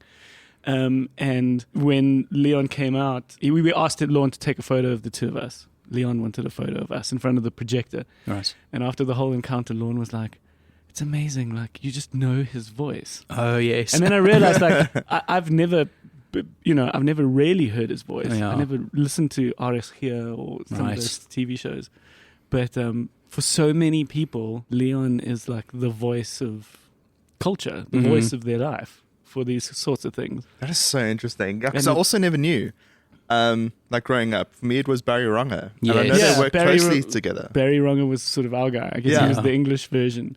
And then I started telling Leon about, the fact that I'm always on the lookout for pictures of cinemas. Yes. I'm wanting to take a section of the Bioscope and have it be almost this little museum to cinemas of Joburg. Right. Just a small little thing. Russ. No, but how's this? So cool. So I see Leon often. You often join when we go to these preview screenings, and I see Leon all the time. He handed me a flash stick of he's like, here's all my cinema photos. Oh, wild. What? He's like, I've collected these for myself over the years. So I just copied it onto a flash stick for you. So oh my God, what an angel. I met him in my 4th year at AFTA. When was that, Graeme? It was 10 years ago. Yeah. Fuck. And I needed a supervisor on my honours research paper, which was about, I didn't know what's right about. I was like, let's make a movie. Let's not write an academic paper. And I was talking about the value of film critics in the age of aggregate reviews. Right. And this was, kind of video reviews, video essays. And that was just a shift in platform. But then the postgraduate program director hooked me up with Leon.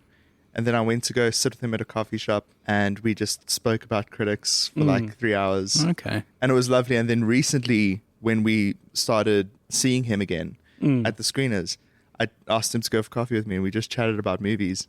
And he's a good movie nerd to get lost in a conversation with. Oh, 100%.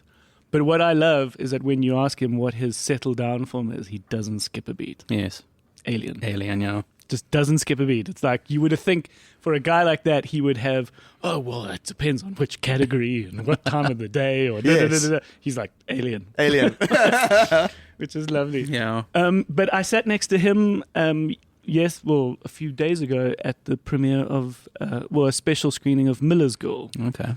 Do you know anything about Miller's Girl? A little guys? bit. I know Martin Freeman's in it. Yeah, so a lot of these movies get a little lost, and that's what's just been so great about Video Store is that we've been invited to these screenings. I now have a more advanced lens when watching these films now. It's not just to talk to you guys. Now I can consider them at the bioscope. Yes. So now I really want to go to all these preview screenings so that I can get an advanced look on whether or not this is a film that the bioscope should screen. I really enjoyed it. Cool. It is a small, far more subtle, far more psychological film. So I'm not sure it's going to necessarily do well in cinemas. Yes. It's a lovely film. I mean, go and watch it if you want to consider a film for cinema. But it's going to do very well when it gets to streaming. Okay. I think. Okay. But it's more, it's very thinking. What's the word? Okay. Contemplative. Well, it's psychological. So basically, the back of the box is Martin Freeman is a teacher at a varsity. You get the sense it's not high school. They're about 18, so they're in university. And Jenna Ortega, who we know from Wednesday, is this like star pupil in his kind of English literature writing class. And you can immediately see she's very talented. And there's a chemistry between them. But of course, he's this older guy. And it's basically about their relationship. I don't want to give too much away, but yeah. Oh, so it's like smart. a taste of the forbidden fruit kind of somewhat, story. and you don't quite. It's kind of difficult in the sense that you don't quite know what actually happened and what doesn't happen. How much of it is in their imagination? So she basically writes a story which implicates him. Right. And then you see scenes which you don't know which are in her imagination as part of the story or what happened in real life. So it's not an actual unraveling. I think a typical story of this would be the unraveling. Yes. She manages to seduce him. His life falls apart. It's not quite as simple as that. Oh my god! But that's cool. But it's I liked it. I really liked it. I thought it was cool. Miller's Girl. It's in cinemas now.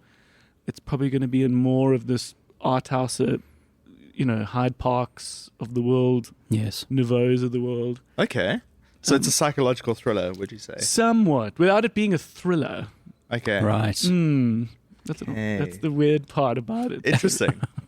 But it's subtle. Okay. Which I thought was psychological drama more than thriller. Yes, okay. yes. Cool to see Martin Freeman in a space like that. That's yes. like most compelling. American accent. Okay. Which is also always very interesting when he does it. And yeah, it's very like convincing. in Marvels. Yes. In the Marvel movies. Yeah. Yeah, and yeah, it's not what you think. Okay.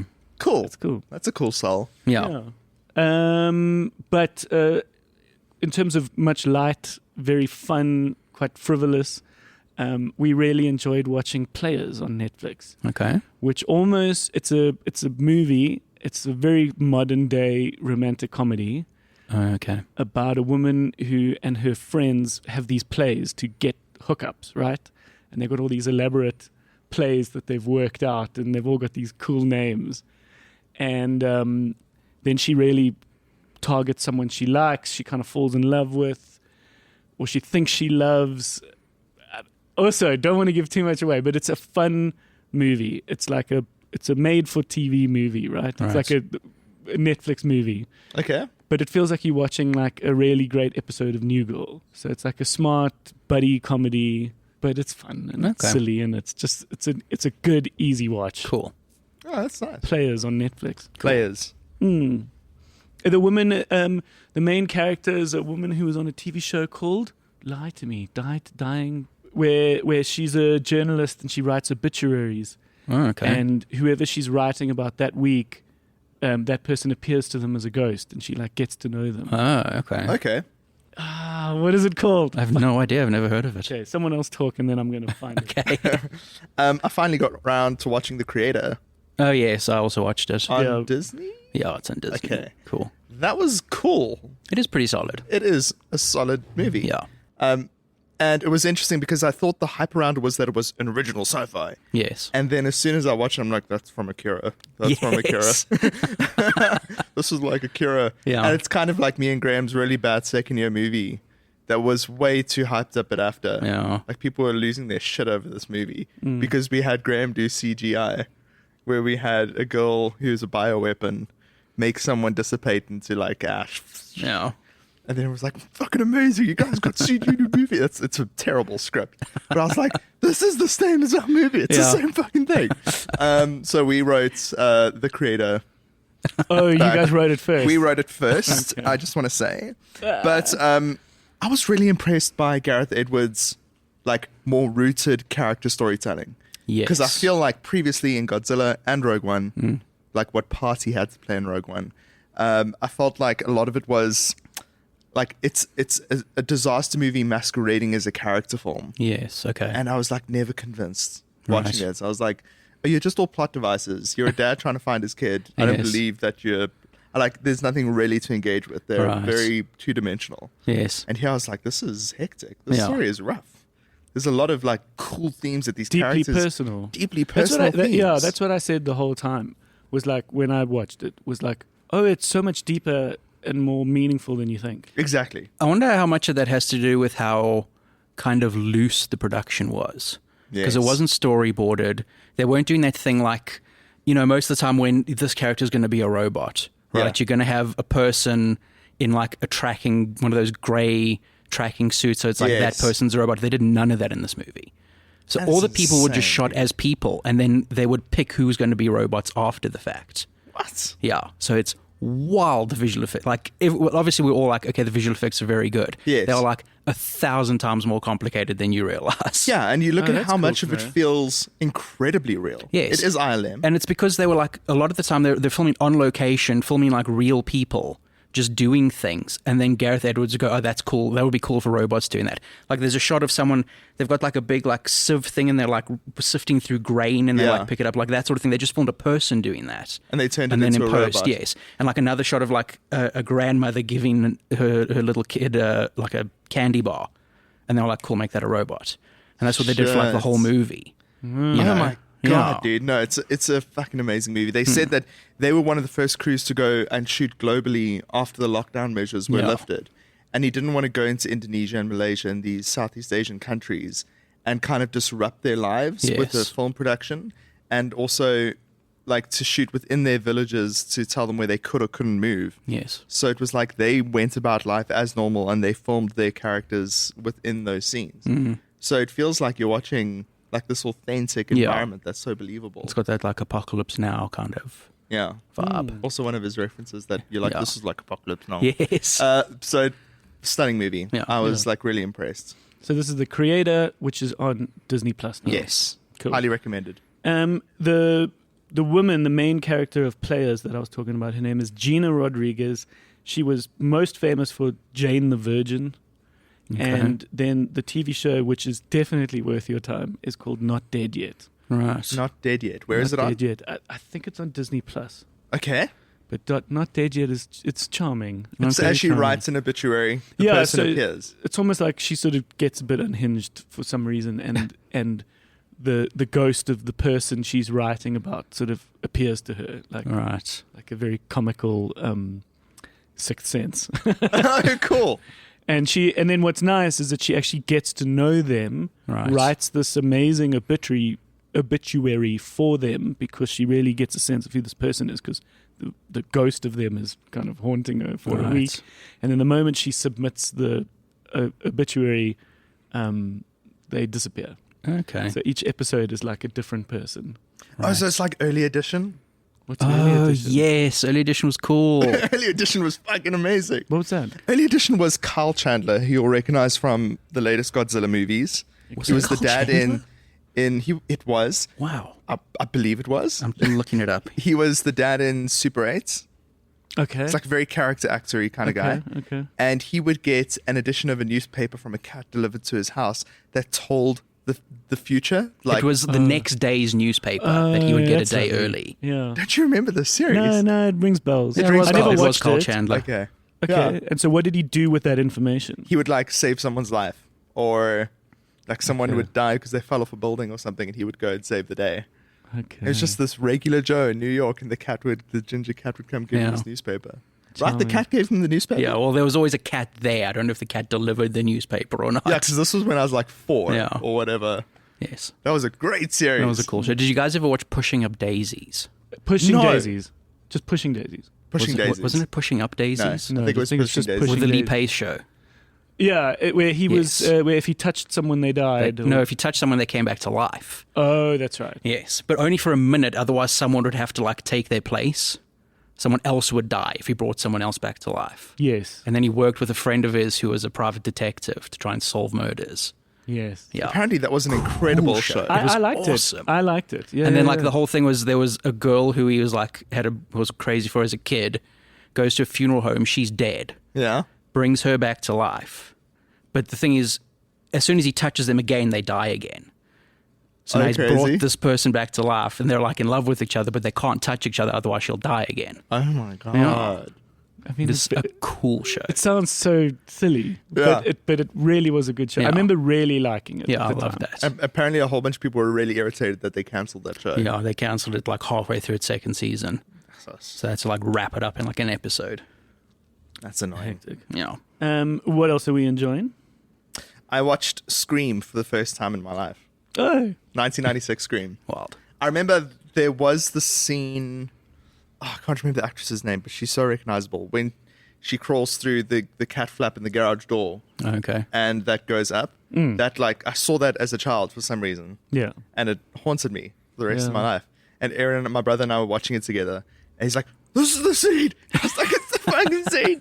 Where we were traumatized as children having watched it. So I think we stopped watching it, but it is a fantastic movie. No, of course it is. It is so goddamn amazing. Yeah. And I didn't know that all those cliches that we call out from horror movies and slasher films, Scream defined those. It was like Yeah. the first meta-narrative Yeah. horror film. And it was Wes Craven, either pointing out the format of like John Carpenter's movies, who was like his contemporary competitor kind of vibes. Or Well, he he sort of was passed calling... the mantle to him. I feel Yes. like John Carpenter was more 80s, and then Wes Craven came into the 90s with Scream. Oh, no, but Wes Craven also did Nightmare on Elm Street around the same time as Halloween. Yeah. So it's okay. like a very similar kind of premise Yeah. and idea. But, but- yeah, Scream welcomed in a whole new generation of like slasher films, which were Yes. kind of aware of themselves. Yes. They played on that original kind of Friday the 13th. What? It's dark. Yes. Like, oh, who is there? Oh. Yeah, exactly. If you have sex, you're going to die. Yeah. Yeah. You know? No, it was great, and he actually wasn't going to do it. Which is great. Wes Craven, yeah, he was thinking about something else, and then he, agreed last minute.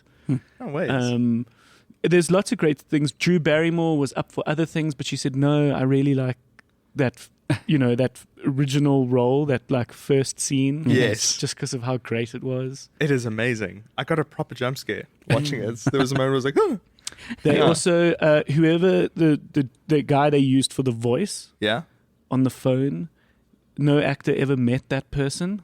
Oh, heck. Because they wanted to kind of keep him this kind of mysterious person Yes. that they didn't associate with anything other than when the phone call happened. Right. And you know what kind of irritated me? You know, in Saw, Right. Jigsaw says, I want to play a game. Like that. Yeah. And that's kind of iconic to Saw. That's what the guy said in Scream in 1996. right. I want to play a game. I want to play a game. Or do you want to play a game? And I was like, Yeah.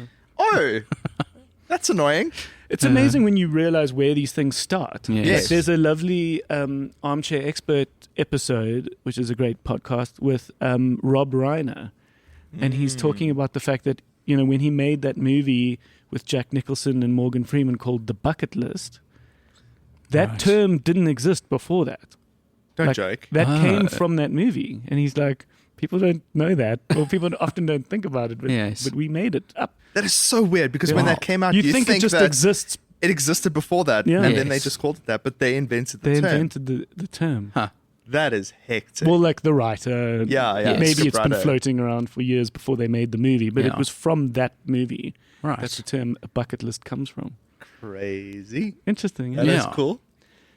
We've started the TV show One Day, which I'm kind of on the fence on. But Okay. it was sold to me when Les was like, it's a limited series. So I'm like, cool. I could Yeah. get into that based on some famous bestseller. Right. Apparently, like, it's got huge cries coming.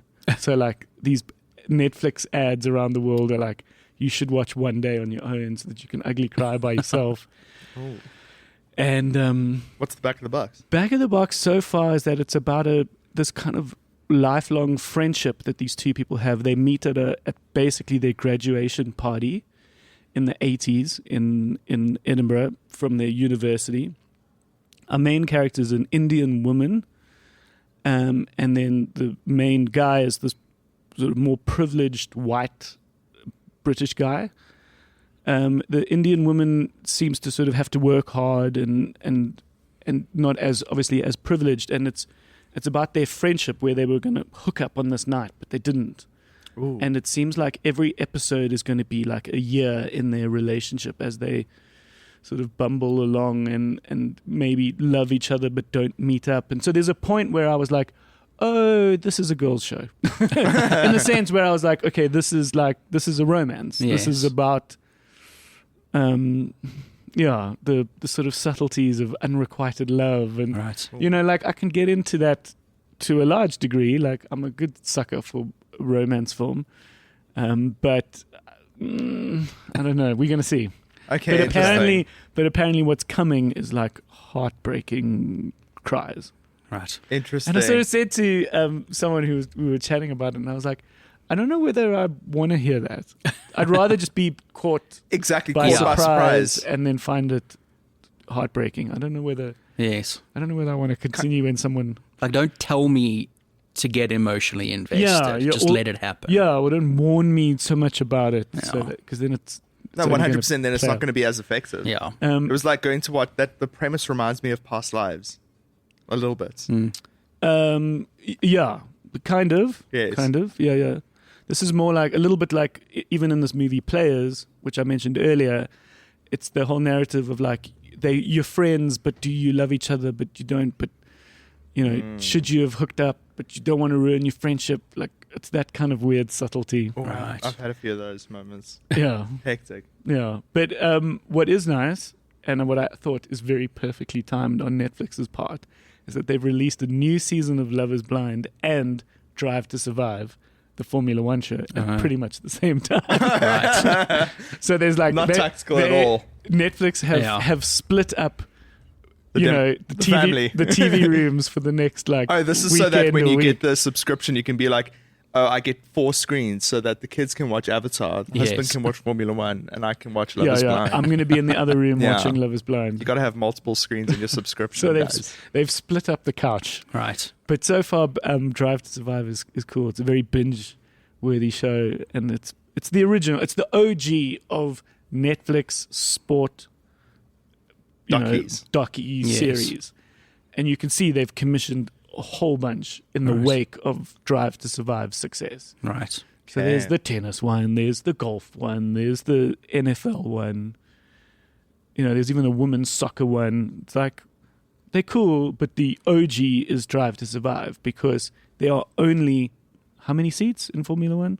I forget. 20 something. 20 something seats. There's only that amount of characters, Yes. and it is at the pinnacle, at the highest form of racing. Yeah. So it's and there's great drama. Halfway through the season, people buy and sell each other, and leave this group, this racing team, but they go into another one, or this person has to be kicked out because he's not good enough. And who's Is it gonna about pull it? the like Formula One season that happens? Every season of Drive to Survive is this season of Formula One that's just happened. Oh, no so way. it starts in Bahrain, it ends in I forget.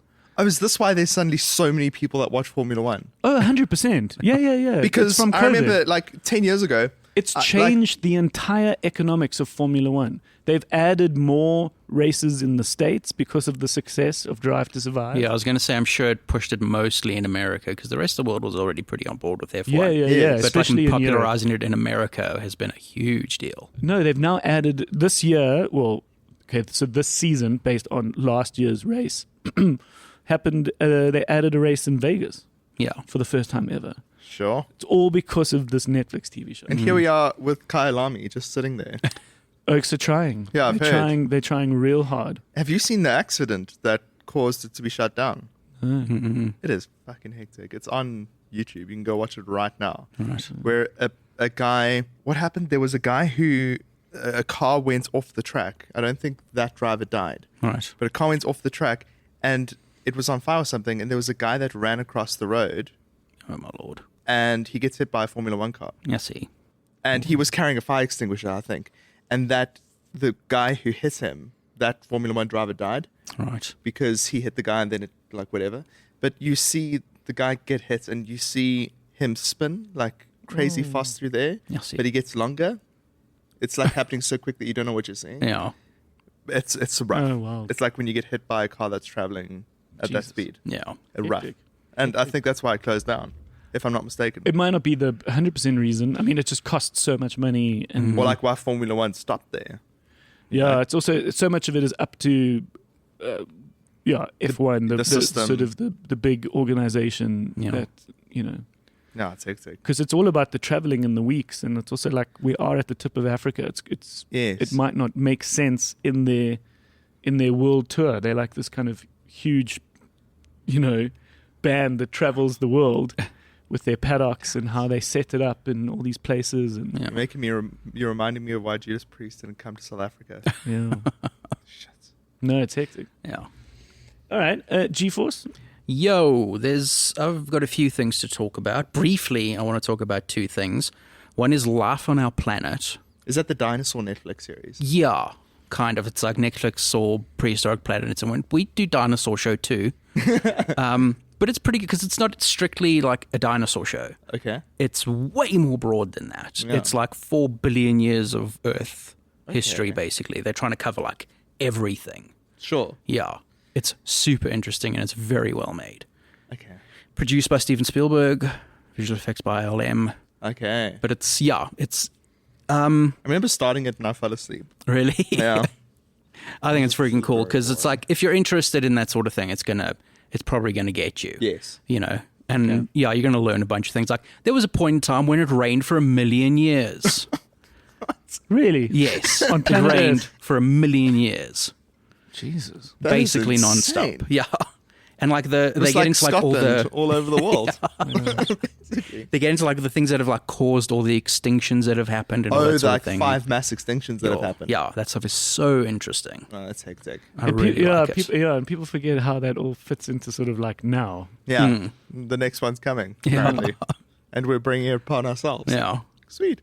Yeah, normally the Earth is just taking care of it like by itself. Like there was one that I found this so like bizarre. When you think about it, it's like the abundance of life itself caused the extinction when there was basically only life in the oceans and plant matter was starting to grow in the lands. Yeah. That meant a bunch of like nutrients were dumped into like rivers and that sort of thing, which flowed into the ocean, which means plankton like went crazy and like overproduced, which meant there was like such a thick layer of plankton that like light and oxygen weren't getting into the ocean. So like all What? the fish died. Like No ways. 80% of like the things in the ocean died because of that. Because the amount of plankton weren't letting sunlight through. Yes. So, what? But that was caused by the fact that there was now plant life on So it needed to reset to find the equilibrium with plant life. it's wild. And this was like Hectic. at one point a couple of million years ago. Like hundreds of millions of years ago. That's wild. Yeah. Yeah, exactly. Like when they say like 4.5 billion years ago, like we have no perspective for that. No. Yeah. None. None. What is that one fact about if the whole history of the world It's Bill was Bryson's book. yeah, if the whole history of the world was a body, the arrival If you put your arms out side to side like a span, and that is the timeline of the Earth, and Yeah. you took a nail file and just went on your finger, that's humanity gone. yeah. Yeah, I've also seen that said if you take like a calendar Oh, and you take like 1 minute before midnight on December 31st. That's like people. Like people have only been around for like 200,000 years. And like civilization has only existed for like 12,000 years. You know? It is bonkers. It is insane. A new show on Apple TV just started called Constellation. Okay, I have Apple TV Plus. I still don't really know what it's about because the first episode is really confusing. In a good way? Yeah, kind of. In a way like I'm going, huh? Okay. What? So basically trying to like condense as much as possible. Bunch of people on the ISS, Okay. the International Space Station. Something goes wrong. There's like an accident. Oh, is it a space alien movie? I don't think it's an alien movie. They're doing some sort of experiment with something, It's an alien and then movie. something goes wrong, and then I think it's like a switching dimensions thing. Not a thing. I think I might be wrong about So that it's- because one episode and I still don't know. It's not Sunshine. It's not the Fantastic Four. No. It's like kind of in that space. Yeah. And then like most of the crew leave, and then there's one person. It's Numi Rapace. She's the only person left. I'm there to do repairs. Ooh, I'm And watching then- it if she's in it. Who's that? Lead actress from Prometheus. Yeah. Okay. That's an original Girl with the Dragon Tattoo, right? Yes, and like original the Elizabeth Swedish version or Salander, the Finnish the- version. yeah. Whatever it was. What's her name? Numi Rapace. That's a cool name. Yeah. Yeah. You reminding me of this movie that's coming out soon with Adam Sandler called Spaceman. Yes, it looks so freaking cool. It's Does- weird. It looks bizarre. It's It like looks he's stuck on Awesome. also like stuck on a spaceship, Yeah, he's on like a 3-year mission or something like that. And On he's- his own, completely alone. and in he's kind of space. losing his mind, and he's now kind of getting these visions. I guess we I don't don't know know- if yeah. they're visions Don't know if it's literal or of not. this like spider that's like on the spaceship with him, and he's like talking to the spider. Yes, Paul Dano as a big spider. Paul Dano's the voice. Yeah. Oh, hectic! But it doesn't seem like this is silly Sandler. No, it's like it looks like bleak and like very serious. Oh, is he Yeah. still trying to get his Oscar? Shame. I don't know whether this is an Oscar film, but I mean, it looks real interesting. Yeah. So yeah. Okay. The description, I read like the description for it describes it as a creature from the beginning of time that he's talking to. Interesting. And like he's having this whole thing of his marriage back on Earth is falling apart. Yeah. And this spider creature is now trying to help him repair this relationship while they're in space. What? It looks really cool. That's a cool premise. I just Yeah. love thinking of the pitch. Yes. Do you know what I Yes. mean? I love that's what whenever we're talking about the plot in the back of the box, I always think about like that boardroom in Netflix where someone was like, you know, and it's this, and it's a spider that he then starts talking to, and Yes. everyone's imagination is probably like In 10 different wildly places. different Yeah. from Yeah. everyone else. Pitching is you have to have a gift. There was Put an once idea in someone's head. I think we've spoken about, there was once a list of all the failed TV show pitches, like the worst TV show pitches. Okay. And there was one about like a reality TV show where like a woman, like a young woman will meet who's an orphan, or a woman who doesn't know her dad will have to meet a bunch of different dudes, one of which is her dad. And she's got to like choose at the end of this, like which one she thinks is her dad. Oh my God. It makes no sense. And, What? and then you can imagine this in the pitch, the guy going, and the name, who's your daddy? Oh my God. And everyone else being like, stamp denied. Yes. Wild. Oh no, reality TV is. We need to calm down. Yeah. Yeah. Anything else? I finished Mr. and Mrs. Smith. Cool. It's really good. Lovely. It is so cool. Okay, that is over on Amazon. Amazon Prime. And it's got old Donald Glover, Yeah. who we know as Childish Gambino, who we know Yes. as Lando Troy. Calrissian. Yeah, Lando Yeah. Calrissian, Troy from Community. Yes.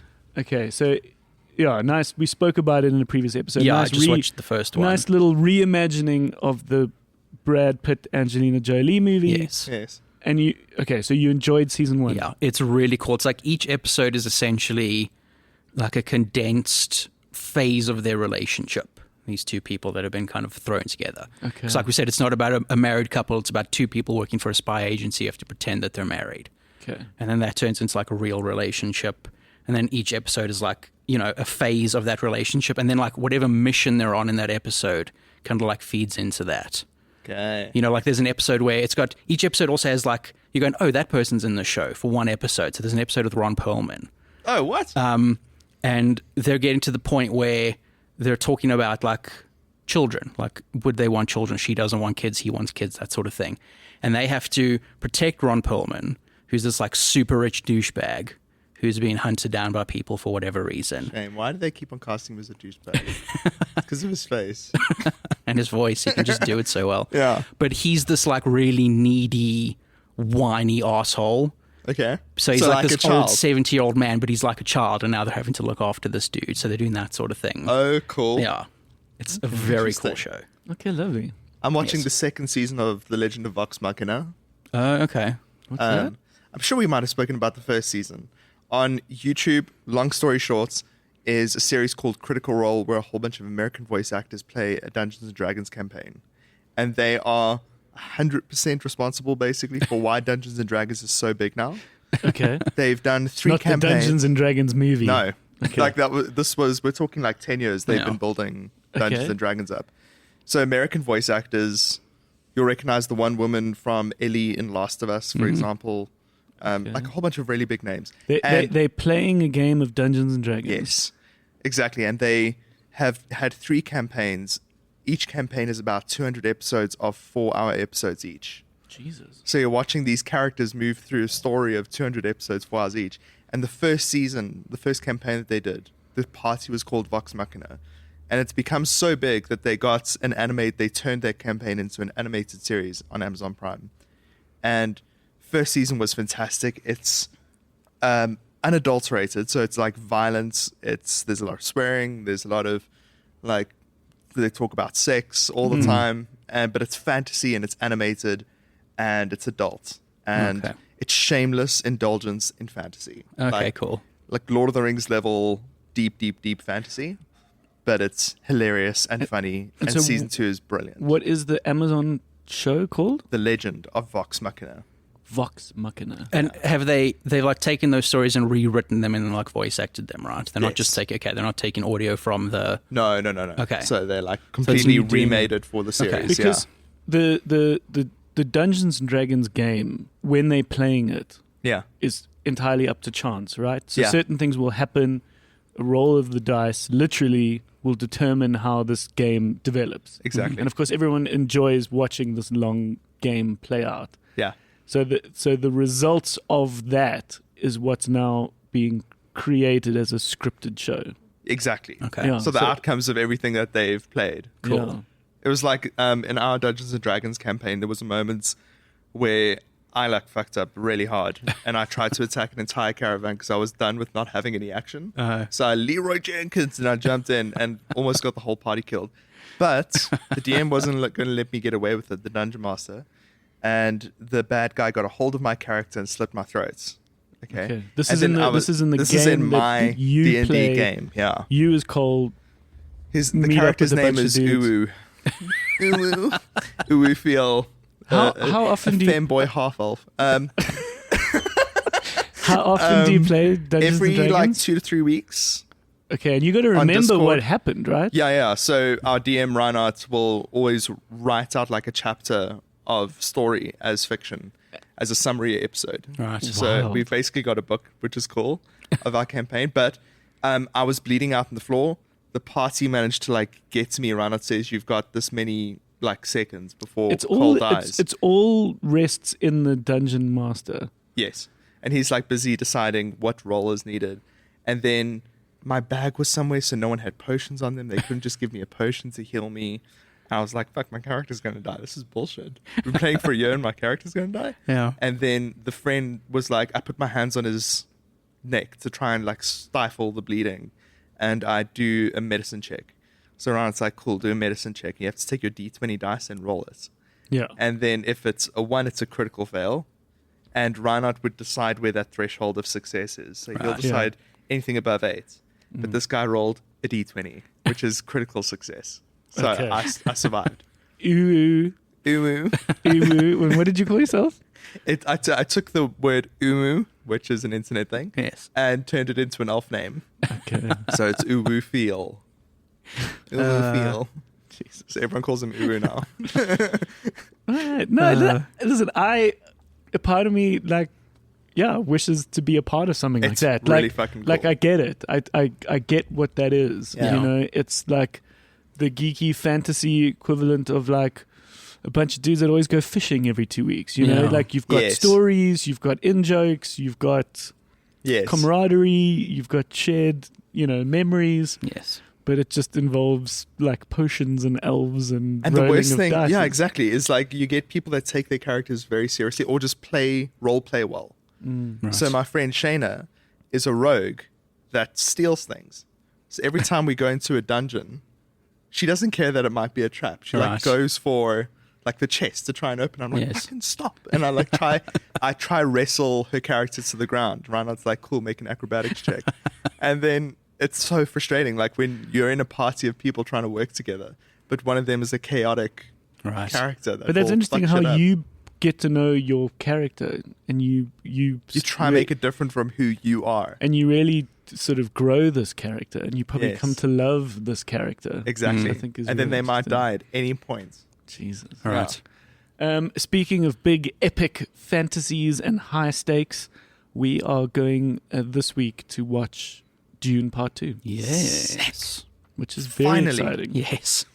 Yeah, it was supposed to come out in October last year. Yeah. And a lovely, very smart gentleman, Gerald, is joining us. Cool. Okay.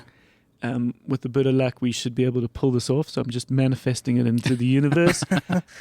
He lectured me at Wits. He's a English lit professor. Often comes to 44 Stanley to shop and enjoy 44 Stanley. And when we started talking about the podcast, it came up the fact that he lectures a course on Dune. Cool. And so I think there is no better special guest to do a special Dune episode Well, this is cool. than with him. Yeah.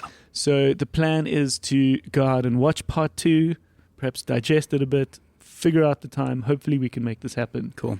And we can have a special Dune episode. Cool. That's very exciting. So putting it out into the universe. Yes.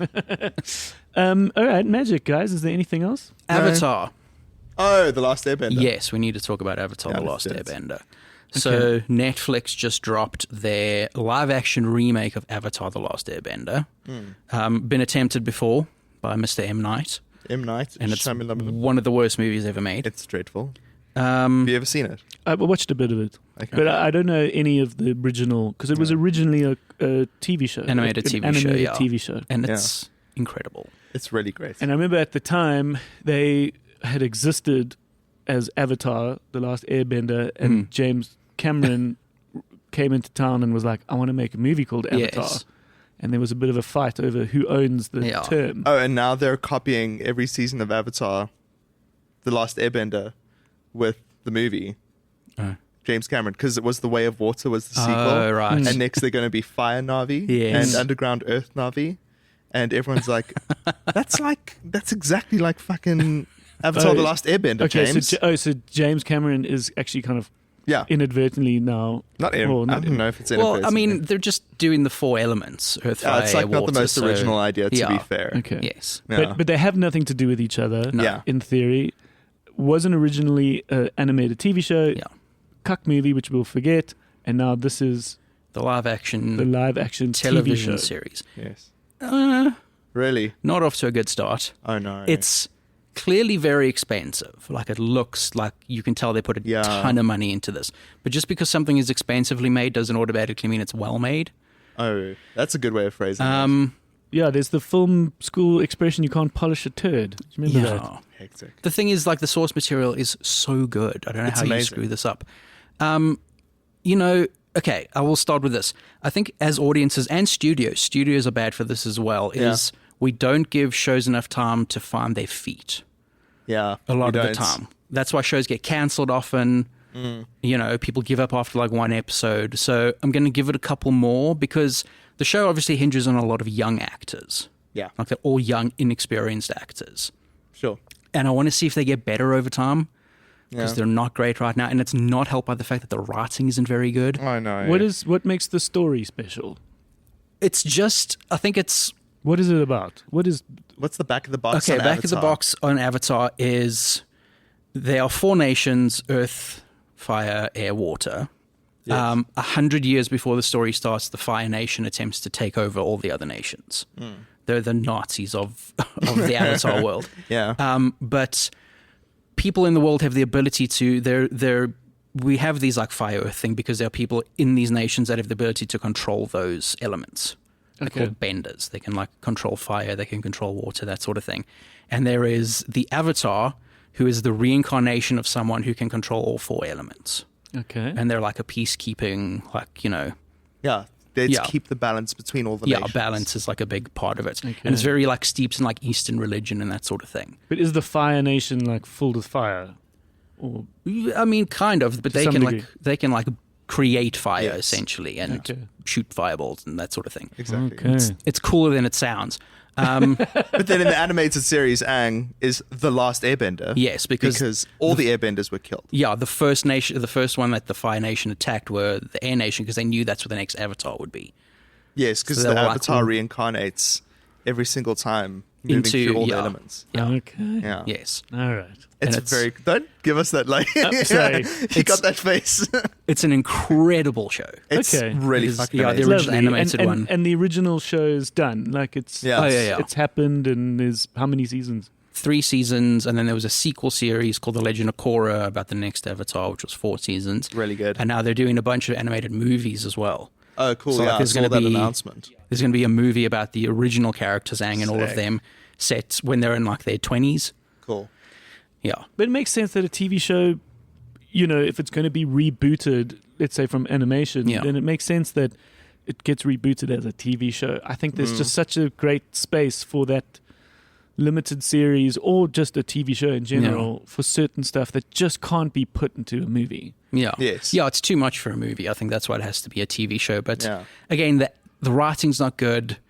The young actors aren't great. You can tell they're doing a lot of things like in the editing, they're cutting around people who can't do martial arts a lot. Oh, no. Come on. That's like the whole point of the show as well. It's like really good martial arts. They're also doing things like in the show, right? It starts with Aang and with Katara and Sokka. Yeah. And they find Aang. Yeah. They don't know who he is. They don't know what's happened. Yeah. All of that is a total mystery. In this, it starts with Aang in the Air Temple and the Fire Nation attacking and him escaping. So it's like all that stuff that is kind of happens in show don't tell. Yes. They just tell. Oh, no. There's a lot of that in the show of telling without showing and like not not letting things, not letting the audience discover things. Have uncertainty. Yes. Yeah. Boo. Yeah. I'm not optimistic. Audiences are smart. They're smarter than people think. Exactly. Yeah. Cool, guys. Cool. Yeah. Interesting. Like, Thank you, man. Let's go watch Dune. Yeah. Yes. What an exciting week. Oh, I'm so excited. Lekker. Thanks for listening thus far. We love and appreciate you. Our home base is thevideostore.co.za. Please chime in. Let us know what you think of shows like Avatar Last Airbender and all the stuff that we've spoken about. And we hope to see you again next week, which hopefully is going to be this June episode. Yes. Putting By it out. hook or by crook, we'll do it. Yeah. Lovely. We'll see you again next week. Sweet. Okay, cheers. Bye-bye.